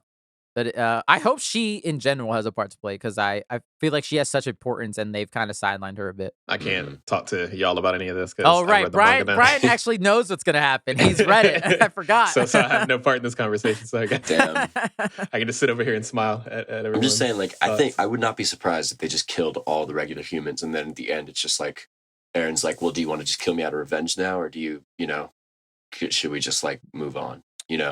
Like, I could definitely see something like that happening. I mean, you can't stop. Like, you got a million motherfuckers standing in front of a Marleyan Ocean right now. Like, you can't stop now. Right. You're like, so you know what? We've scared them enough. Let's go home, guys. And they just go and fucking swim back. Like, yeah. I don't know. I think Zeke's still alive somewhere somehow. We haven't seen his dead corpse yet, so I feel like he's a cockroach as well, and he'll be around somewhere. Yeah, probably. Yeah, man. I don't know what the fuck. I do like the idea that they extended it to 2023 because now they can say the show's been on for 10 years. Has it been It's 10 wild. years? First That's season sick. came out in Wow. 2013. That is crazy. And I bet you it'll end with episode 100 because they're very close to it now.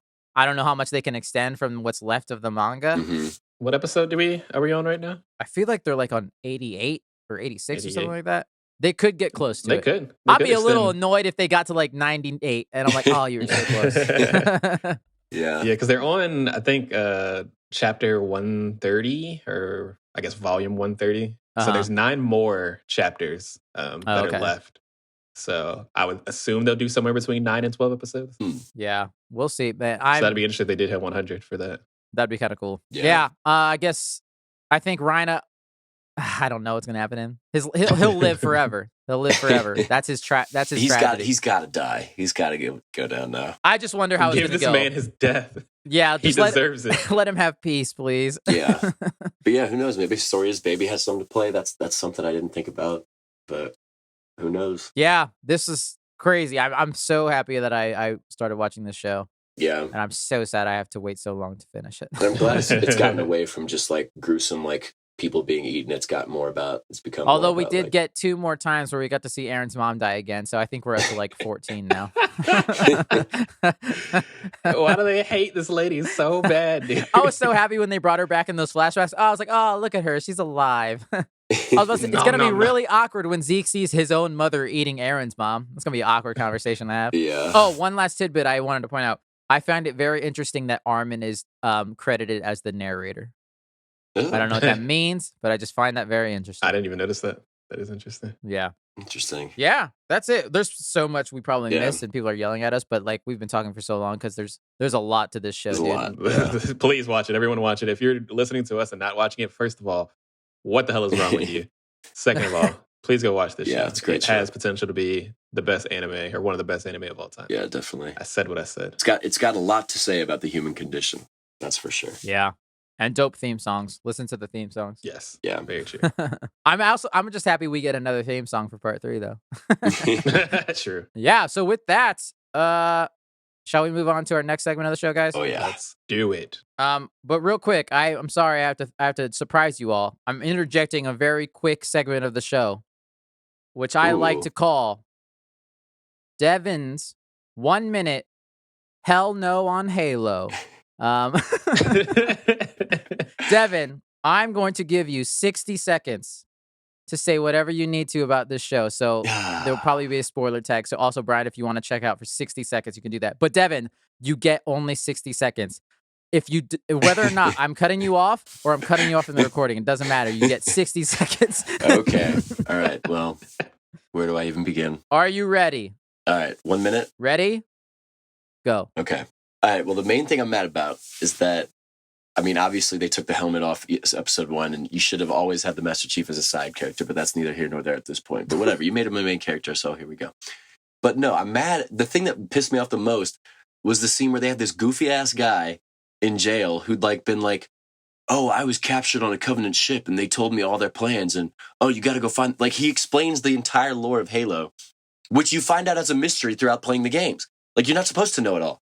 Okay, when you land on Halo, you're not supposed to, like, it's kind of beautiful. It's like mysterious. It's like, ooh, what is this? Who made this? Ooh, I want to know more.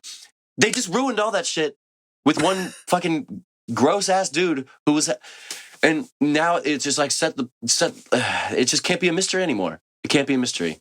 So I'm really, how much more time do I have? You got 6 seconds. Okay, well, I can end it there this time, but Wow, This time. I'm surprised. yeah. Ding, ding, ding! You There made you the go. cut. We'll see where Devin's at next week in his next 1 minute. Yes. Hell no on Halo. I like it. I like it. Thank you, A Devin. segment we can all get behind. With that, should we get to our final segment of the week now? Oh yeah. Which we like to call Free for All, Mhm. title pending. This is a segment, listeners, where we can kind of do whatever we want. We can recommend something. We can talk about our day, talk about life. We can rant about something. It's Free for All. I'll go first real quick. In the spirit of anime, I have to admit something. I watched another one. Oh. Not a full What? one. I started one. because I was curious if it's just as insane as when I last watched it, because Brian put it on. I watched Food Wars. Hell yeah, Food Wars. It's just as crazy as I remember, if not more. Within the first, I timed it, I paused it. Within the first 3 minutes of the show, it turns into a weird hentai porn, and I could not believe it. I started laughing hysterically. It's fucking insanity. I feel like I've now been like access to both sides of anime, where I'm like the super ultra violent and then just the porny one. I've Super now sexy seen one. both sides of anime now. That's super funny. Ugh. Is it like with food, or is it? Yeah, so basically the way they show how much food is delicious in this show is that people just get butt naked at one point and And are yeah, they come and they're surrounded by the food. It's incredibly weird. It's so fucking funny. It's such a good show. It's hilarious, and I'm like, at this point, I think I'm probably like 20 episodes into season 1. It's actually really fun, and it makes me very hungry every time. They be making that food look so fucking good. I've never heard of most of it, but I'm still like, damn, man. Yeah. It looks Where can I get that delicious. from? But yeah, That's funny. it's actually like beyond that. It's actually a pretty fun, like goofy, fun show. Mhm. And it's just about cooking and a dude who wants to be a good cook and he goes to a cooking school where there are a bunch of people. It's kind of like a teen comedy type of stuff where he's got rivals and he's got other people and he's got friends, his like dorm friends, yada yada. But I just thought it was absolutely fucking hysterical in the first 3 minutes of the show where I was like, yep, okay, this is crazy. That's some good eye bleach after watching Attack on Titan. Yeah, I wrote it down as the antithesis of Attack on Titan. It's definitely a good palate cleanser after watching 87 episodes of the most violent, awful shit you've ever seen before in your life. Yep, absolutely. It is not for children, though. I would say it's not for. I would say it's there's an age gap. Funny enough, it's rated TVMA on Netflix. That's funny. But yeah, that's me. I can go real quick. We watched, my girlfriend and I last night watched Arrival, which had been on the list for a long time. Oh. And I really enjoyed it. And I did not see the twist coming at the end. I was very surprised, but it also made perfect sense you guys have both seen it, right? I have. No, we just talked about how I didn't see it. We can? When we were off air. Okay, spoiler alert for anybody who hasn't seen Arrival. But yeah, I like the way they like, to be fair to us, like the way that they set that shot up at the beginning of the movie was like, okay, so she was married, her daughter died, and then now she's like a kind of like a grumpy college professor. And then you find out that all happens in the future because she learns this language. And like, oh my God, the scene where she's like remembering that she's the conversation with the Chinese guy in the future. Yeah. And she has to like be in the future to like get what she's saying to him now in the past. Like, that was so cool. It's like a movie where time is present. All time is happening all the time. So it's not not linear. And like that's why everything of theirs was circular. Like, yeah. I just thought it was very cool. And it was like very like, yeah, like if we did meet aliens, like who even knows if we could communicate at all in the same, like, what if they just communicate telepathically? Like, how would we, like, it'd be a first contact like situation would be so difficult to translate. Yeah. I like that movie. I think it was overhyped for me because I did see that twist coming. Oh, you did? As soon as I saw it, I was like, time travel. So when shit started to happen, I was like, oh, man. Damn, I didn't Still a very see it good movie, at all. though, but yeah. Yeah, that was good. That's funny. Also, be careful of, I think if we ever get a first contact situation, the general or whoever in charge needs to like monitor people's web activity and do not let them listen to any like Joe Rogan or Breitbart or the Flame or whatever. No alt-right shit, okay? No Alex Jones. Alex Jones, no alt-right shit. We don't want to blow up peaceful aliens who probably could just destroy us. We don't want to blow them up, okay? So let's get the alt-right people. Let's just keep an eye on them. Don't let any of them in the first contact situation. And that's all I'll say about that. Alex Jones would be so quick to probably want to do some ridiculous shit with them, murder them while yelling and screaming. No, fuck that. Get him out of here. They're going to eat him first. Yeah. I can go. I didn't watch a movie or TV or anything, but I am playing a video game. Nice. And we know it's one of my favorite games of all time because, I like to play my yearly comfort games. I finally picked up Mass Effect Legendary Edition. Oh, because I've been meaning to play that for a while, and it's on Game Pass now. Speaking of Game Pass, Oh. Bugsnax is also on there now, so I'll probably be playing that shortly after this. Nice. Anywho, just want to talk about how much I fucking loved BioWare back in the day when they actually put love and care into their games and wasn't under the hard foot of capitalism fucking up everything. Because goddamn, these games are good, dude. Even the third one, I love them all. The DLC on these games. So Mass Effect Legendary Edition is basically just a remaster of all the original games, but it also comes with all of the DLC.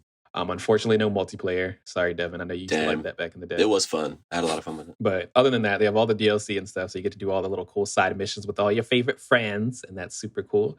And I'm about 2/3 way through Mass Effect 2. They fixed a lot of the issues with Mass Effect 1 when it came to the UI being terrible. Unfortunately, there's still a shit terrible inventory system in the first game. That's probably the worst part about the game. I just turned everything into Omnigel and call it a day. Because fuck it. But no, I really love those games. And it's kind of crazy how the first game came out in 2007. So that's 15 years ago at this point. Crazy. And that game still fucking holds up. Even though the textures and stuff, I know it's all, up-resed, but the games never were ugly, even for their time. I thought they were very good looking games, especially the lighting of Mass Effect 2. I don't know how they did it, but they made that game look really beautiful for 2009. And I still don't know to this day how they managed to make that game look so good. So yeah. I love Mass Effect. I love BioWare. I wish they'd make a good game now. Yeah. You're making me want to play it again. I think after you texted about it, I started looking at some reviews of it, and man, that old ME1 music was hitting, the doop doop doop doop doop doop. Oh man, yeah, dude, that space drum and bass. Yeah, it's awesome, dude. Yeah, no, I love those games, and I didn't think I was gonna want to play through the first one again. I usually skip it just because of how old it was, but they put enough newness in it that it didn't feel so awful to play through that game. Also, I never played through a lot of the DLC, so that was kind of cool. Yeah, I've only ever played that first one, and I genuinely liked that first one. But so yeah, I still want to finish that trilogy one day.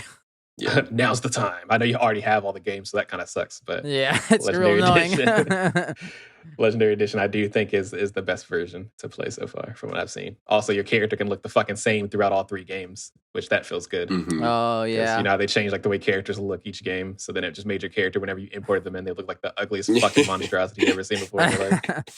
That and I feel like I need to play Legendary Edition because Devin, you Brian, you know this. Wasn't it a point in Mass Effect 3 that you had to play the multiplayer in order to get the good ending or some shit? Yes. Yeah, so I can't do that anymore. Well, just for a cutscene, it would decide if your fleet is holding their own against the Reapers at the end, or if they're just gonna get wrecked. So it's one little cutscene different, but And it sucked because I didn't really like the multiplayer that much, but I was forced to play it just for that reason. They took that out in the Legendary Edition, thank God. So now it's just based on the choices that you made in 1 and 2, whether or not you're galactically ready. Right. Gotcha. Okay. Yeah, I'm definitely gonna play Good to it. know. That's awesome, man. That's it, everyone. That is our show for the week. You can email us at thefortress@gmail.com. Fortress spelled FOUR. Feel free to email us any questions or recommendations or suggestions or anything like that. Follow us on Twitter and Instagram, also at the Fortress and the Fortress Hub YouTube channel. Tell your friends, tell your family, tell your grandma, tell your cat. Scream it like Zeke would, and tell everyone about it. But we don't like genocide, so don't do that. Oh no. Yeah, please don't turn anybody into a Titan against their will. Don't try to control people. Don't. Yeah, it's not the way. Don't eat anybody. But if you are gonna do it, don't eat anyone. Tell them to follow us. You can follow me on Facebook.com/ITZ by the way. You can follow me on Instagram at ITZ_by the way. But if you did want to also follow me on Twitch, you can follow me on by the way X. The X is for extreme. I actually deleted my Instagram off my phone, but now I just go in through the browser and look at it in an ugly format. But it kind of works. It keeps me off of it more, I think. So because it sucks. So don't follow me on Instagram. I don't want any more stuff. Even Devin doesn't follow himself on Instagram. Thank you, Brian, for the art. Thank you, Alex, for the music. Devin, thank you for being here. Looking forward to your next 1 minute Halo rant. Yeah. Happy holidays, everyone, and thank you, Jackie, for helping edit the podcast every week. Yeah, and put a code on. It's cold out there. Also, take some Zyrtec every day. Just do it. Probably gonna kick your ass. True. Yeah, and we'll see you next week here in another episode of the Fortress of